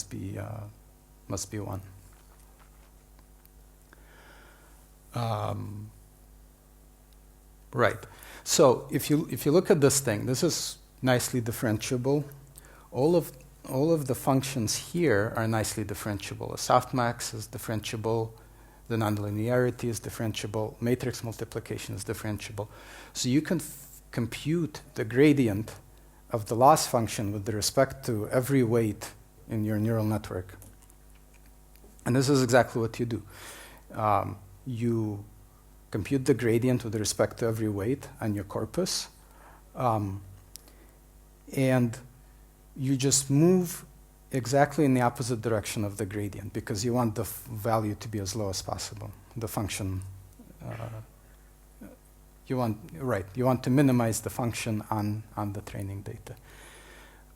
This function could be doing all kinds of stuff. It doesn't have to have a single minimum. It doesn't have to be smooth. So you don't want to take too big a step. You just take a little step, and then you again compute the gradient. Again, take a little step. So this is called the gradient descent algorithm. And the stochastic gradient, so this training is done using stochastic gradient descent with the backpropagation algorithm. So stochastic gradient, so if your corpus consists of 20,000 hours of speech, all of which labeled, to compute the gradient on that huge amount of data takes a lot of time, and it's also overkill, because if you compute it in 1 hour, probably you'll move in the right direction as well. So what you do is each gradient is computed on a small batch of these frames, and you move in a direction, and then you take a different random batch of samples and move in its gradient direction. And this works this works just as well as if you were to take the gradient in the whole thing. In the backpropagation algorithm, essentially it's a faster way of computing the derivative with respect to every weight without actually computing the derivative with respect to every weight. It's just a massively sped up algorithm, but it gives you exactly the same answer. It's as if you computed the gradient with respect to the derivative with respect to every weight.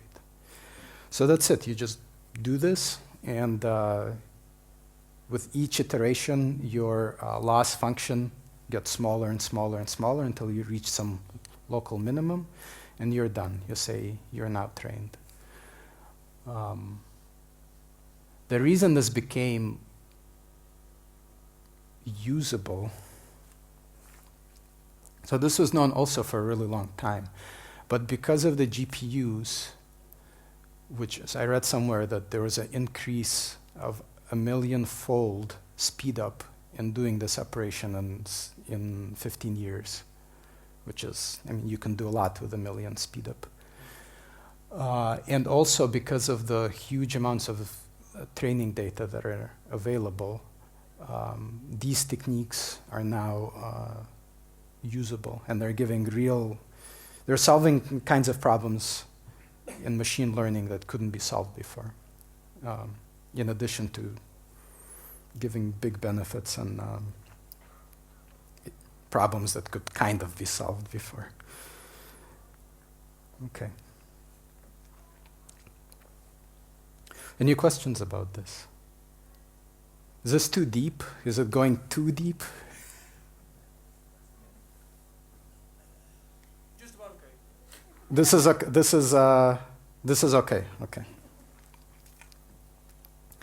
All right. So now we'll talk about this search. How do you take these states, and how do you find the actual hypothesis, the best transcription for this? This is the hardest thing to understand and the most complicated part in the recognizer, but we'll try. So instead of this language model, which has a distribution over all possible sequences of words, we have 2 sequences: well, Chris, and hello, Chris. And here is finite state automata encoding this. There's a start, hello, Chris, end, and there's a probability weight on this edge corresponding to the cost of doing this transition. So this encodes our language model. if you expand this if you apply this finite state automaton to our lexicon, you'll get something that looks like this, where each word is defined in terms of the states that make it up. And you can also spend as long as you want in a particular state. So each time you see a frame, you can either progress to the next state in the word, or you can stay in the state. So you could have a million-hour pronunciation of the word well. Although it will be very unlikely, because each time you take this transition, the cost gets higher. Okay, so here's the exact same finite state automaton that's unrolled in time, and it doesn't have these self loops anymore. So let's see, right, and each row here is essentially a new observation, a new frame that you've seen in the audio, and each column, because of the way I drew these states, is basically a state within a word. So with each observation, you just add another. So this is the complete picture, and the way to find for this tiny problem, and the way to find the most likely hypothesis is you just follow the edges with the least cost, and on each node there is the cost of seeing, which is seeing the observation given the state. So you're minimizing the cost. You're finding the path that minimizes the total cost along the edges and along the nodes on your path. Right. So let's say this is the path that minimizes it, and this is frame 1, frame 2, 3, 4, 5, 6, and so on. So hello. These states correspond to the word hello, and the top hypothesis is hello Chris, with the timestamps 1 through 5, and Chris's timestamps 6 through 10.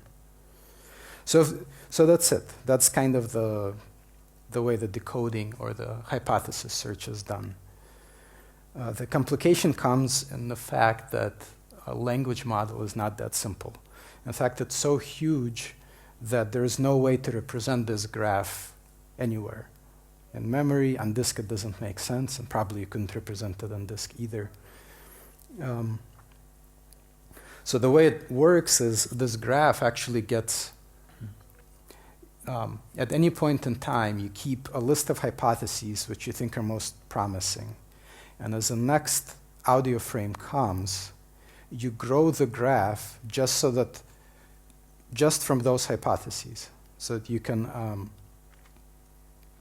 do a search starting only at the current hypotheses that you have. And sometimes it happens that this list of hypotheses that you currently have, they look very promising now, but none of them are going to be the true hypothesis, the minimum cost hypothesis, by the time you get to the end of the audio. And if that happens, the recognizer makes a mistake. There is no way to recover from this. So that's basically what you see. And obviously, if the true hypothesis contained a word which is not in the vocabulary, there will be a 0 chance of getting to it. So again, out of vocabulary words and messed up or language models which are not adapted to your domain are going to cause these kinds of problems. Any questions? Yeah. Is there a reset of this algorithm every sentence or every... Yeah.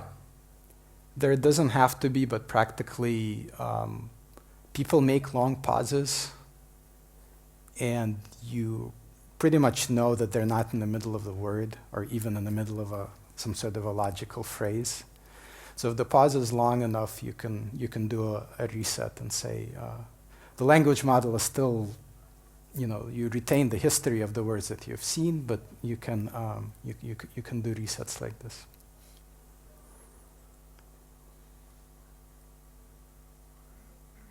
Right. Okay, so some demos.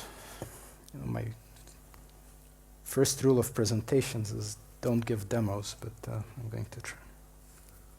What just happened? Oh. No? Wow. That rule worked way faster than I thought it would. I guess maybe this cable is not... yeah. All right. Okay. Let's see if I can find...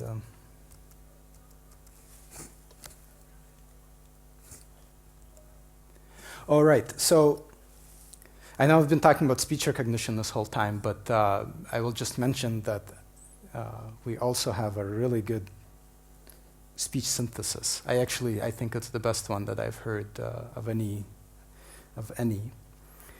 And it can do things like expressive. You can have text, and you can with XML specify how you want this text to be said. So if you want to say, with uncertainty, I will recognize the election results if I win. This is what it will sound like. Well, okay, here we go. I will recognize the election results if I win, and I will be sad if I lose. Right, so you can affect the emotional content of this. Right, there's a bunch of other voices. It's kind of nice to see what Dieter would say on the same text.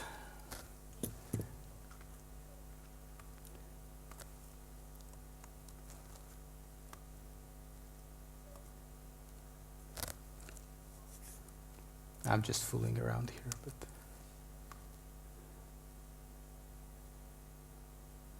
I have been assigned to handle your order status request.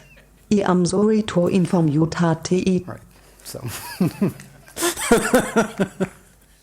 it's pretty convincing. Okay, so right, so the demo for speech to text. This basically does everything that we've talked about. Let's just try it.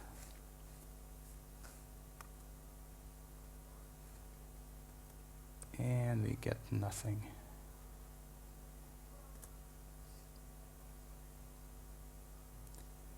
Oh, okay. 1, 2, 3, 4. I will recognize the election results if I win. Okay, so it must have been trained on Donald Trump. It made one mistake, but for the most part, it's okay. Right, so here you can kind of see the other results that you can get out of here. Well, maybe I'll just go back to the slide.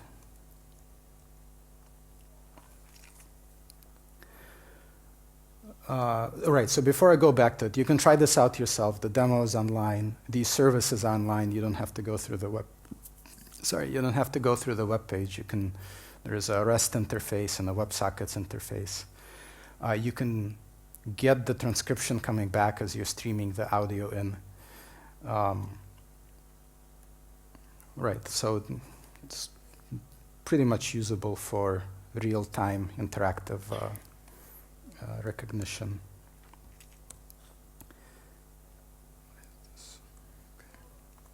So what kinds of how do I? Okay. So what kind of information can we get from speech? It's not just the transcription. Well, from the deep dive, you can see that you obviously get the top hypothesis and the word boundary timestamps for free. If you don't keep in mind the minimum cost path, but n minimum cost paths, you can get n best hypotheses. So if your top hypothesis doesn't contain the correct transcription, these are likely to have it. If you feed your data into some natural language processing algorithms downstream, this NBEST is useful. If you want to do, you can also get utterance and word confidences. These are derived from the relative probabilities or the relative costs of the best path compared to the other paths through this lattice. And you can also do keyword spotting, which is better than looking for keywords in the top hypothesis, because all of the you can specify how many of these NBEST hypotheses are searched for the keywords that you specify.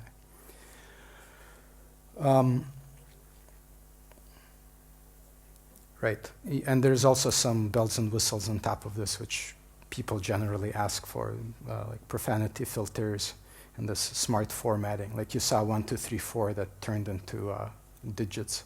So the same thing is possible for dates, phone numbers.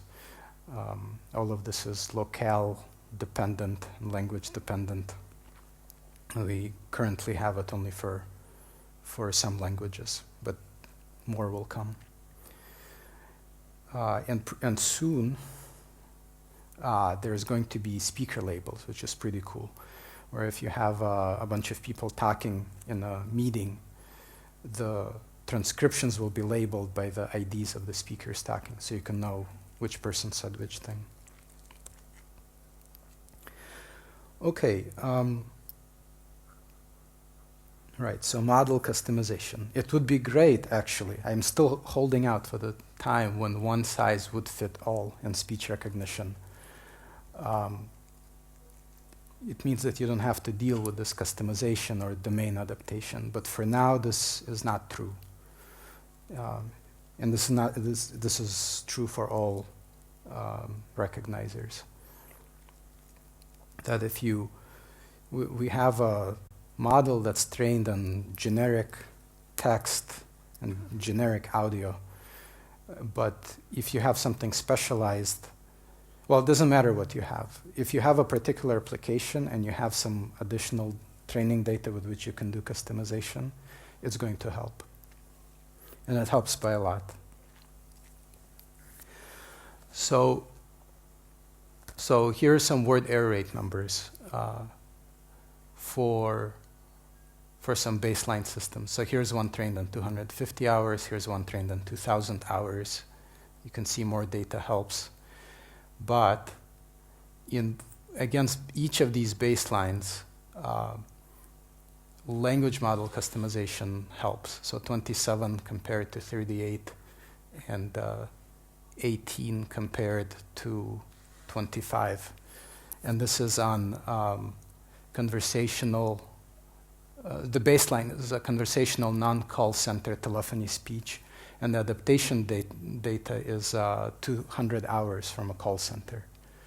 So you can see the kinds of, it's pretty dramatic, these improvements. The same kind of thing you can get when you, we did another experiment where you have the speech-to-text service, the kind that we have on, available right now. When you try to do healthcare domain conversations, like doctor-patient kind of interactions, without adaptation, 20% word error rate. With adaptation, more, twice as good relative. These numbers, by the way, why are these numbers so high compared to the word error rates that I reported earlier for the state-of-the-art speech recognition? That was done on a corpus to which is used by these government competitions, these NIST competitions.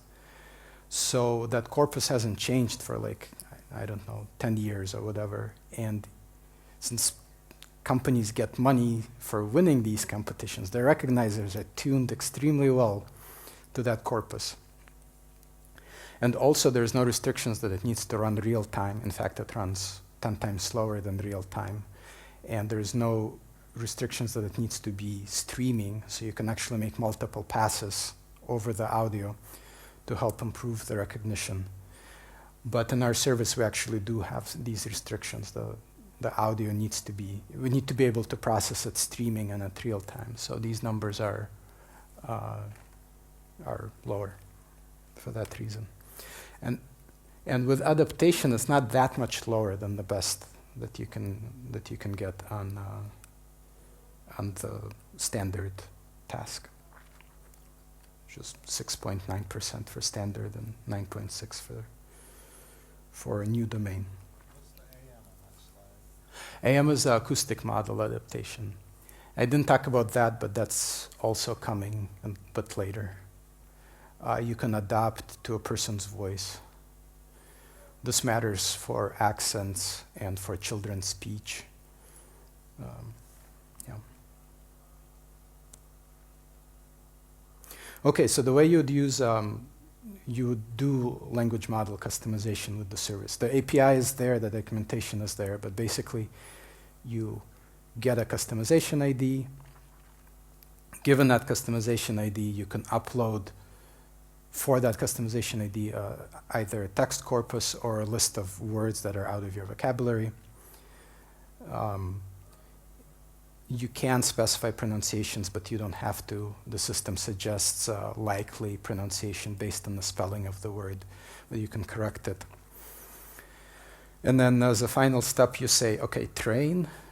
Internally, it cranks its gears and creates a model associated with that customization ID. And then when you send requests for recognition, you send the request with the customization ID, and you get this model that was trained on your, or adapted on your training data. So here's an example of what gets fixed. So ref is the reference transcription. Watson STT is the base unadapted service, and customized is with the patch. Capitalized words are the ones which have been substituted, and a star here means that something was inserted that wasn't in the original reference transcription. You can actually see that the MRSA, it's this moxicillin resistant something infection. It's a bacterial infection that's hard to treat with antibiotics. Anyway, it's a medical term, but it was already in the base model because it gets one word correctly. But because it's much less likely in normal speech, giving the system, adaptation data specifically on medical text bumps up the probability of seeing this word in other situations. So here MRSA used to be misrecognized, but now it's recognized correctly. So that's the kind of thing that happens. All right, so once we solve this, which now seems possible, what's next? Well, so these are just my views on this, but I look at speech as a noisy channel of trying to transfer thoughts from the speaker into the person who is listening. So speech is just what we have to deal with because there is no more convenient way of doing it. But if you're really to get good at understanding the other people's thoughts, just speech, just the transcription isn't enough.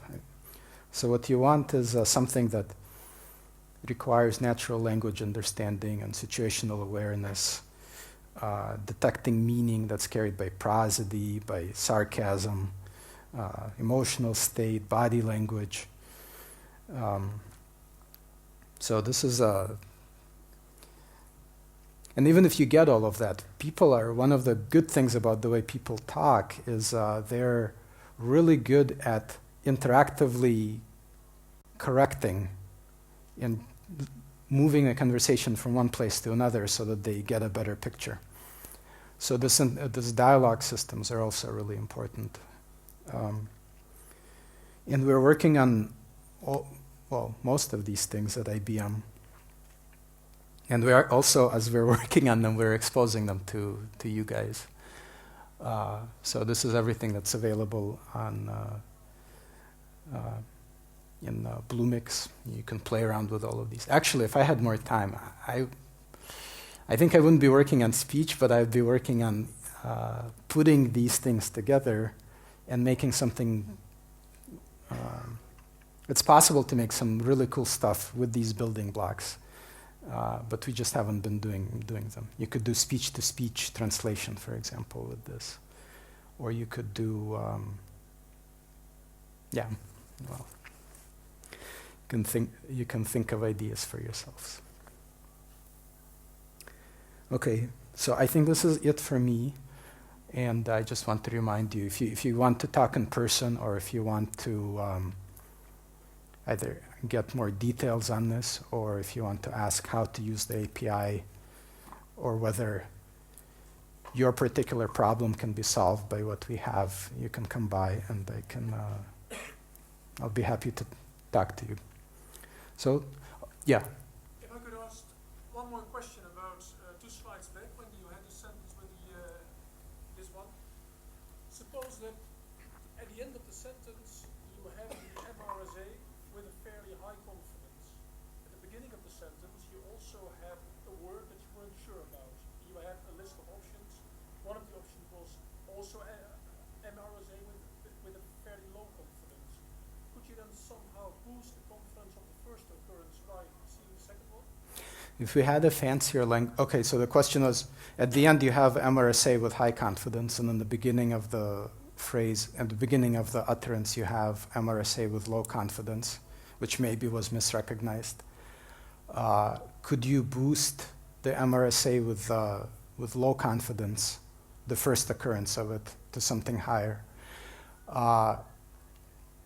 In online transcription, no. In multipass transcription, you can, because you basically keep a huge list of hypotheses, including the low confidence ones, and then you do second pass with a better language model. Also, I would like to add. Hello. Yeah, you could also be doing keyword spotting. So you could mention what keywords you want to spot in the audio, and that will just show up. So in our speech-to-text demo, Arthur, we do show the keyword spotting. Yeah. Right. It doesn't boost the confidence, but it doesn't shows boost the confidence. It is the other way that you know some of the keywords that you already would like to spot, and you can mention those. So it doesn't change the confidence, but you can get those instead of the wrong audio signal. Right. So you can see the word alternatives here, and if MRSA wasn't completely dead in the water, it would show up as the first one. Any more questions? Yeah.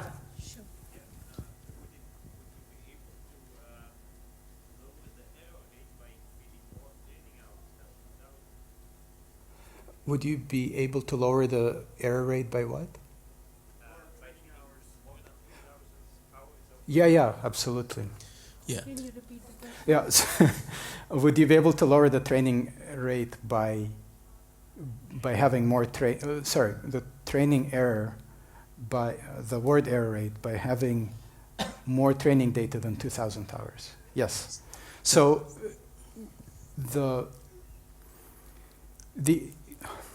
okay, so it's possible to have a neural network that's large enough that just in rote memorizes all of the training data that you've seen. It doesn't generalize very well, but you can do it. So if you have enough training data so that you can create a network that does generalize, the more data you have, there's no limit actually. The returns have kind of a diminishing returns curve, but the more data you have, you could build a bigger network, and you could and that network would be more accurate. So There's no limit. So let me add on top of that. So the accuracy improvement can come from either adding more data, like you said, more than 2,000 hours, but it also can come from algorithmic work. So to add on top of what Arthur presented on the switchboard data set, so actually our lab results, we are also getting 5.9. It's amazing, at the level of comparable to human on the switchboard data set. So that new innovation will also be coming to API. So in the sense that you actually have the same API, but the architecture of neurons will be changing behind the scene. But with the same amount of data, you'll be able to see, better accuracy. Yes. How big is the network behind this? I don't remember the details. There is a paper by George Sowen and others. Just look, IBM's Speech Recognizer 2016. There's a paper describing the topology of the network and the training mechanisms. So in the meantime, I think we also want to open the mic for the entire audience for asking any questions you may have. That's why we are here at your service. Maybe to be a little less evasive, from looking at the files, I remember that the neural network parameters are about 70 megabytes. The language model is by far larger than the acoustic model. More questions? Okay. So if anybody does want to design a conversation bot on the fly, any takers? We can do that now. Or, during the long table as well, right? Yeah. So in any case, for questions and designing some applications you have in mind, come to BOF 1 room, which is on the floor below, and we are there from 5:30 to 7. So right before we go for drinks, we can have some good conversations. Yeah. Okay, so There's a question there. Okay. Yeah, go ahead. Are your algorithms free of service, or are they open source, or can be used for free, or are they commercialized? they're not open Can you source. repeat the Okay, so are your algorithms open source, or are they free, or what are the usage conditions? Is this a generic question or specific for speech recognition? Or generic question Generic. for everything that you want to do? So they're not. Do you want to? Yeah, so let me.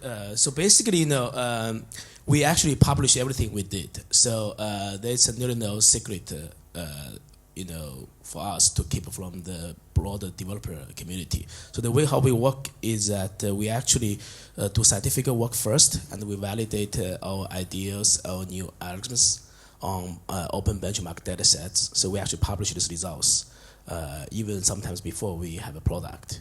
That's a typical case. And then we work with developers and clients to fine-tune that to make it work even better for use cases from different clients, different developers. So that part, because that contain information from our clients, that will not be published. But the genetic algorithms part will be often published. It's most of the case you can replicate what we did exactly. So for open source, I think that's case by case. So we do plan, for example, some of the natural generation work I discussed. We can open source it. We actually be the first proposing some usage of news corpus to train large scale deep learning system to write summaries.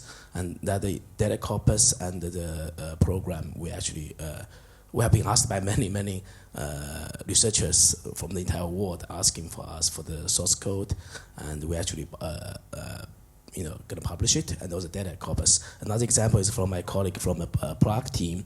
They have the best reading comprehension system to read the CAN use while, and they published their source code right before the conference ACL last year. So you can actually try the source code yourself. So was your question?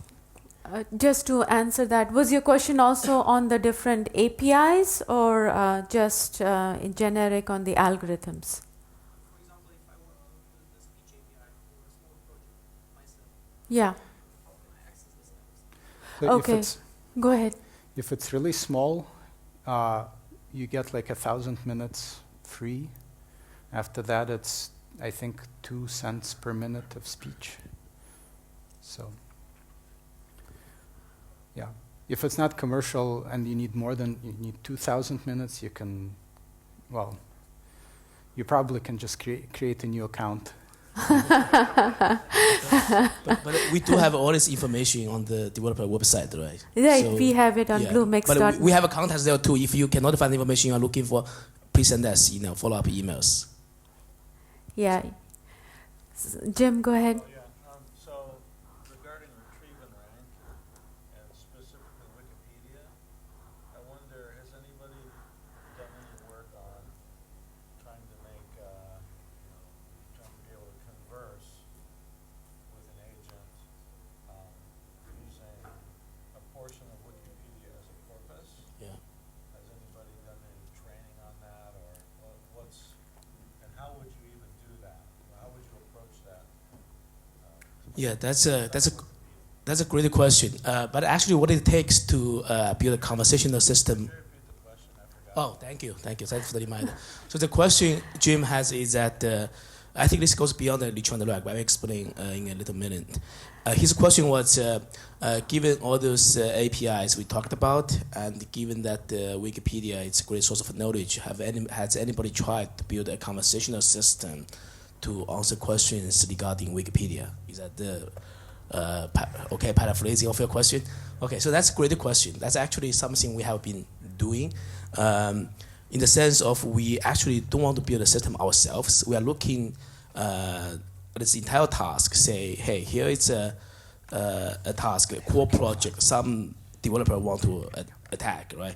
I'm using Wikipedia as a placeholder, right? Because Wikipedia could be publicly available to the general audience, but there may be other, internal, information, resources like that. For example, imagine you are a telecom business. You have a whole collection of how to support your different customers. So people are asking questions to your agents all the time. What agents do is basically looking for this, documents, find the answers to those questions. But for Wikipedia, what's more interesting here is that they are very well cross-referenced. They are mostly, facts. So this is a very good test bed. So what we did is the following: we look at this kind of problem and we decompose them into a certain of core capabilities that we need to enable and support the developers to put together these applications. Because in the end, it should not be IBM do everything, putting together this application to sell to customers. It's more about we have this ecosystem, our developers, our partners, to take our APIs, build their own end-to-end applications, and add their own innovations to solve all kinds of problems. So the conclusion we have is the following. So we actually need to build a bunch of AI capabilities to support that task. That including, for example, I mentioned the reading comprehension. Right? How do you read and understand the entire document? Including you have a good system to understand the questions. Including a system API AI capability to digest the corpus. Wikipedia also includes sometimes understanding PDF documents, not only the very user-friendly Wikipedia documents. This also including, for example, ranking as well, retrieve and rank, but also this will include semantic similarity, in a very deep way, right? Like example I showed about asking question about poor home insurance, kind of very deep questions require very deep knowledges. So all this kind of capability will come together, while putting some platform to allow people to explore in this direction. That's something we're gonna call the discovery service coming from IBM. So allow people to say upload and digest your own corpus, and we're gonna tag your corpus to annotate all the key mentions, entities, relationships. We're gonna allow people to ask questions against this corpus. We'll provide answers, and then we're gonna provide and the reasoning and the knowledge graph behind it. So that's the idea. Thank you. It's a great question.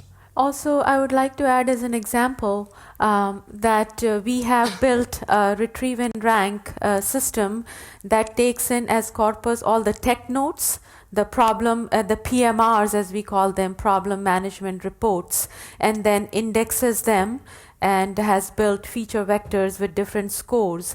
And it's a very cool system where it has component IDs assigned to the tech notes, but when a question is asked, you don't know what the component ID for that question is, so it cannot directly map to that tech note. It has to do inferences that the tech note, that my terms, the terms in my question are also mentioned in some of these tech notes, and the author for that tech note is the same for this one. So through those inferences, it ties the questions asked to the relevant tech notes, and it's being used to answer real-time customer questions. Something that we pull our hair when we call level 1, level 2 support. Right? Go ahead, please. You mentioned that some of the models generalize very well to many different languages. So maybe outside of the language model, you could apply the same acoustic model to, say, English as to German or another language. How did you find that you need to adapt these models to handle the acoustic signature of different speakers? So if you're speaking Mandarin, for example, is that the model that you train, the same architecture that you train for English, applicable to other languages as well? And if so, how much do you need to configure the acoustic for it? Can so you repeat? the question was, how much do you need, you can correct me. How much do you need to change the acoustic model when you go from language to language? If you can reuse the English one on Chinese or something like that. The architecture is not very different, but you definitely have to retrain on the Chinese audio. Partly, I shouldn't say it exactly like that. The phones that are discriminated in one language may not be discriminated in another. Like in Japanese, L and R are indistinguishable. And I think there's some Indian language where in English there's voiced and unvoiced, P versus B. In some Indian language, there is like 3 or 4 distinctions in voicedness. Exactly. So you can't. What's important in one language. By the time you get to units, it doesn't matter because context just swamps everything. But the way you define the pronunciation dictionary to start with is language dependent, and also the way people pronounce even the same phone when they try to speak is different. So you have to retrain. If you have enough data, you should just retrain. If you don't have enough data for some languages where there is not enough transcription, you should adapt. So let me add on top of that. So in general, the architecture is the same. When we say modeling, acoustic modeling, that actually includes 2 parts. One is the architecture itself, how many neurones you have, how they're connected, and another part of it is parameterization. What kind of your weighting metrics you are using and what are the parameters. So the second part will be definitely different from language to languages because you're feeding them with different training data. But the first part is more or less identical. So I have mentioned a few key differences between, for example, different languages. For example, Mandarin is a language with a tone. English doesn't have a tone. So from that part, you probably need to design some features in the feature extraction part to cope with Mandarin, which you don't need for English. But the point here is that I think eventually our API will enable developers to do hassle-free development, meaning all you need to do here is providing data, and everything else is left to our APIs to figure out what the right thing to do for you. So that's what we are doing. So hopefully you don't need to worry about this. Architecture will be designed by our scientists. Parameterization will be done by end-to-end machine learning training. It sounds like the research community is moving towards fully end-to-end Yes. have some sequence of audio, and everything from that point. I mean, maybe you do some sort of MFCC to get all the features that you need, Uh-huh. and then at the end you get raw text. Yeah. But it sounds like your architecture it still has a lot of hand designs. Very much. Yeah. So I think that we need to separate the research versus product. That's the point. I think what as described to you nicely is a kind of product architecture. We do have ongoing work at the lab about end-to-end architectures you talked about, including language model. Everything can be included in more like a sequence-to-sequence model. You treat audio as a sequence of audio frames, output is a sequence of triphone letters, then combine them to text. But that is, I don't believe anybody has this as a product today. Yeah. Okay. Yeah. Yes, there Things are are- some initial work showing working on small data set, but we are working on to make it working on larger scale data. It's ongoing work. We'll keep you posted. Like things are moving in that direction because everything. It's actually sad a little bit because the way you extract features, the way they're inspired by the physiological way that the humans do it. It's really it's a beautiful thing. Same But- architecture for Well, the Broca's area in the brain. It's sort of the language processing ability is. I was interested. You mentioned something before about people who can read spectrograms. Is that true? yeah, my advisor can do it. Spectrogram. Yeah. Yes. Yeah. Yes. Victor Zhou from MIT can do that. Yeah, Victor Zhou, right, is the other guy I know. So what I was saying is that, there's all of this beautiful ideas and things that people have learned, but underneath it all, it's assumptions, or it's an imperfect model of how things work. So the more you take out these assumptions, or the more you take out this human-engineered processes, and the more you replace it by self-learning ones, the better your accuracy will be in general. So things are moving in that direction on all levels. But technically, it's not there yet either because it's not accurate enough or it's not fast enough. Like there are language models that are neural net based, but they're just not fast enough to be used in our use. So that will probably all get solved. So within the next 10 years or so, there will be less and less knowledge in the design of the system itself, and more will be data driven. Any other questions? Looks like speech recognition is a very hot topic for this audience. I got my PhD in speech recognition. I missed the days of doing speech recognition. Anyway, go ahead. Actually, a follow-up question.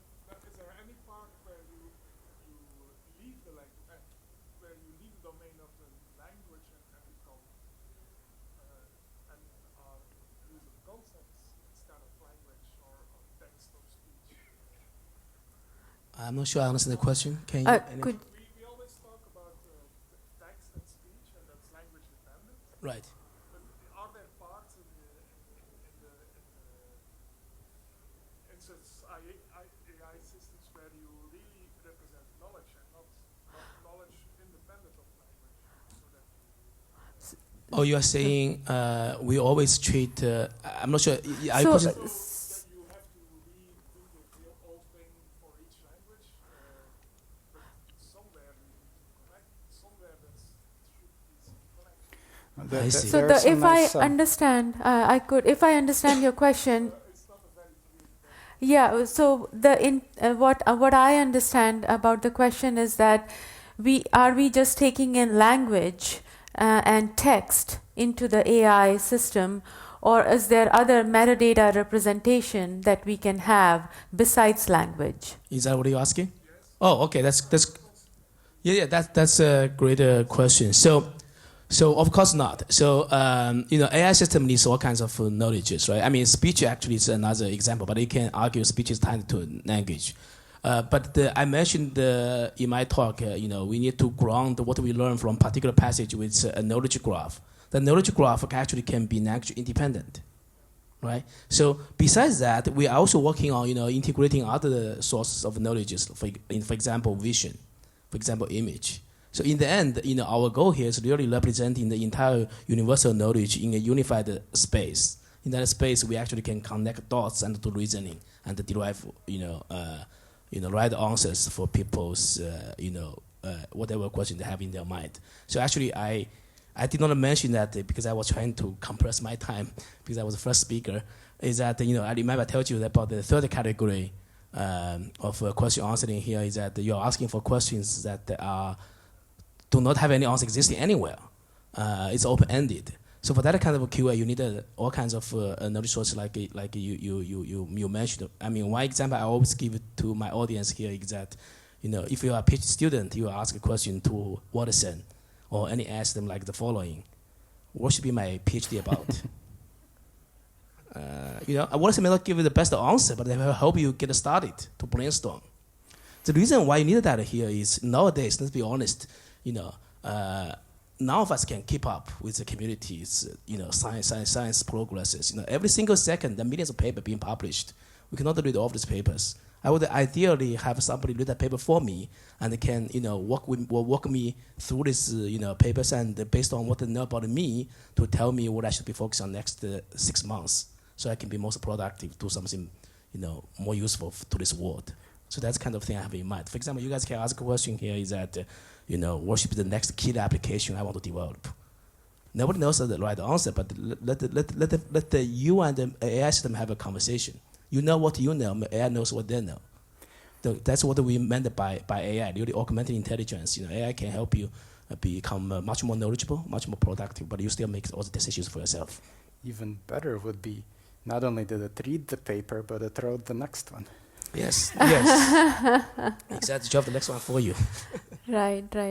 So, I think in Almaden, there is research on brain-inspired computers by IBM, right? That's for chips, yes. Yes. We are also working on the hardware side here. Is how do you integrate all these AI ideas all the way down to the chip level? One major differentiator here is that if you think AI is powerful, true. Nowadays, surprise, many of us can do better speech recognition. That human can actually, do reading comprehension, answer questions, and can do, reasoning, collect dots. But on the other hand, AI consumes lots of power compared to human's brain, right? So one thing IBM did in this space here is we actually designed some new chip that can will be very powerful for AI, but it consumes very, very little power. So that's what you mentioned. Yeah, neomorphic chips. Yes. So, yes. It sounds like they're working at it from different angles. So they have hardware, faster hardware, more biologically inspired computing. Yeah. Quantum computing. And maybe larger data sets. Yes. And it seems like there's a trade-off between the amount of data you feed it and the accuracy. The more accurate it gets. What do you think?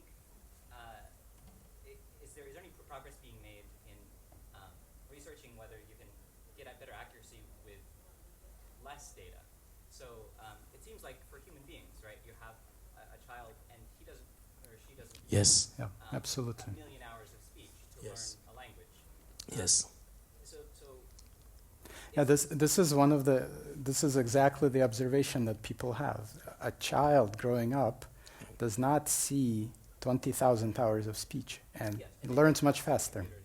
So there's something in the algorithm which we're still missing, which doesn't allow us to learn. Well, you could also argue that there's a genetically coded a lot of information in your brain that is passed on from generation to generation, so you need a lot less data to just specialize this language organ in your brain.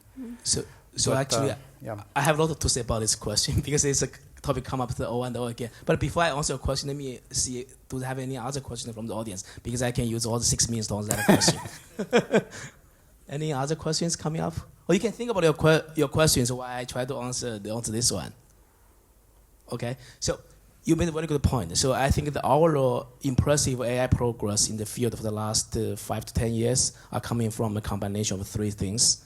Number one is, amazing amount of data become available. When we say data here, really means the label the data. Like speech recognition, we can get a few thousand hours of data. When I work on my PhD in speech recognition, I only have 100 hours.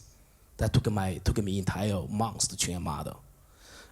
So that's number one. Number two is of amazing computational powers. So now we have multi-core machines, clusters. The third one is of course, the algorithmic advances. But all these three are working together today, mostly, applied to the scenario you call the supervised learning. So machine learn a lot, but machine need to give lots of particular examples to show what is the label for this data. For example, give them an image and tell them this is the mark. You need to give them lots of marks before they can realize what is a mark.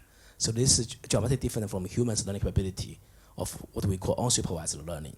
So basically, people, even a young kid, you just show them videos or let them observe the real world.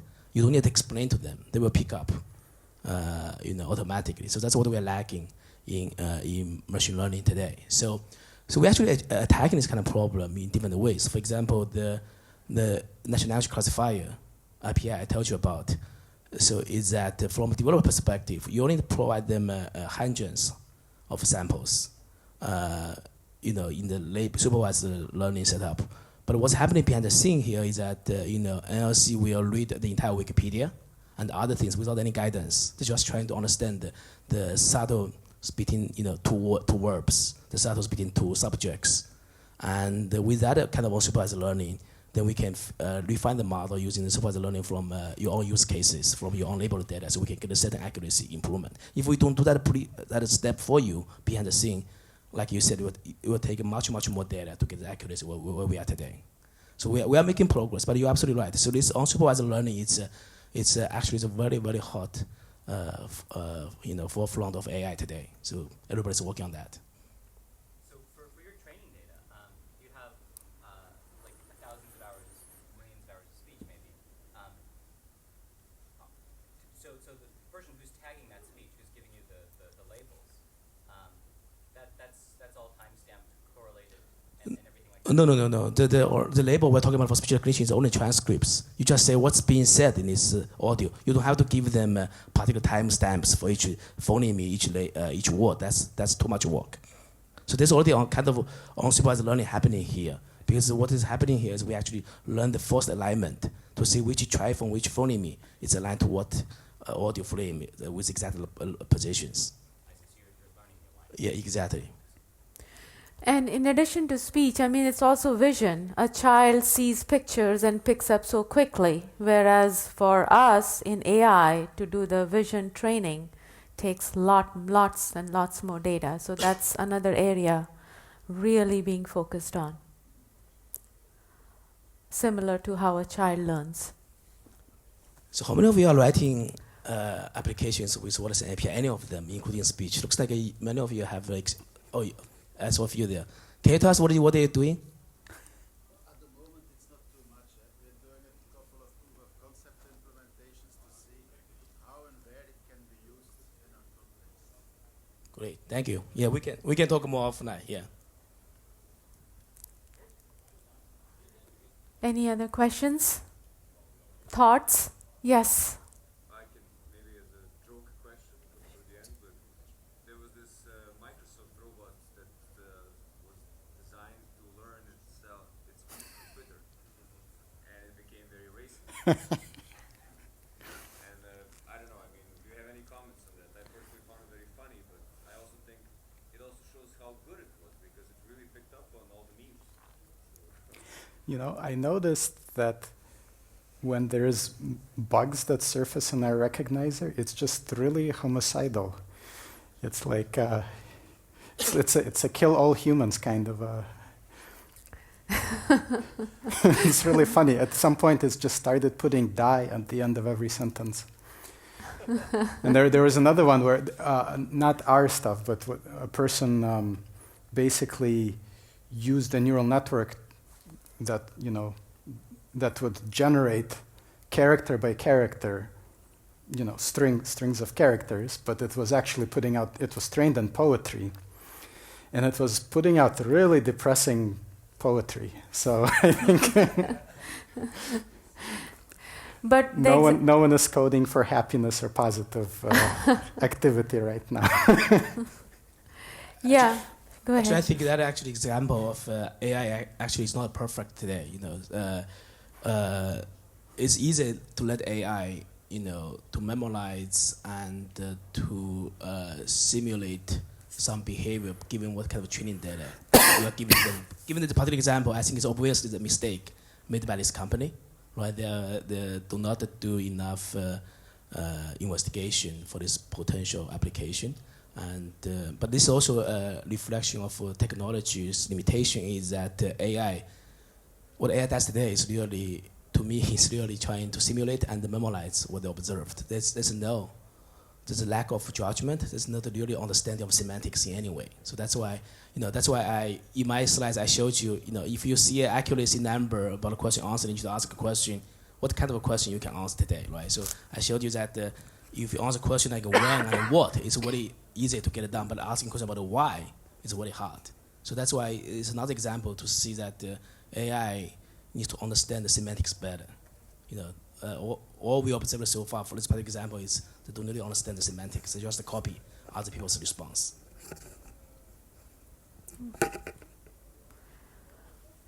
All right. Any other question? Sorry? Yeah, conscious is a different story. Yeah, that's another dimension. Yeah, conscious, I know I'm not sure AI system needs to have a conscious. But my point here is that the AI system needs to only understand semantics rather than, I'm just predicting what's the next best word out of my mouth. Yeah, semantics. That's the key word. Thank you, everyone. Thank you. Thanks for coming. Thanks for listening, guys.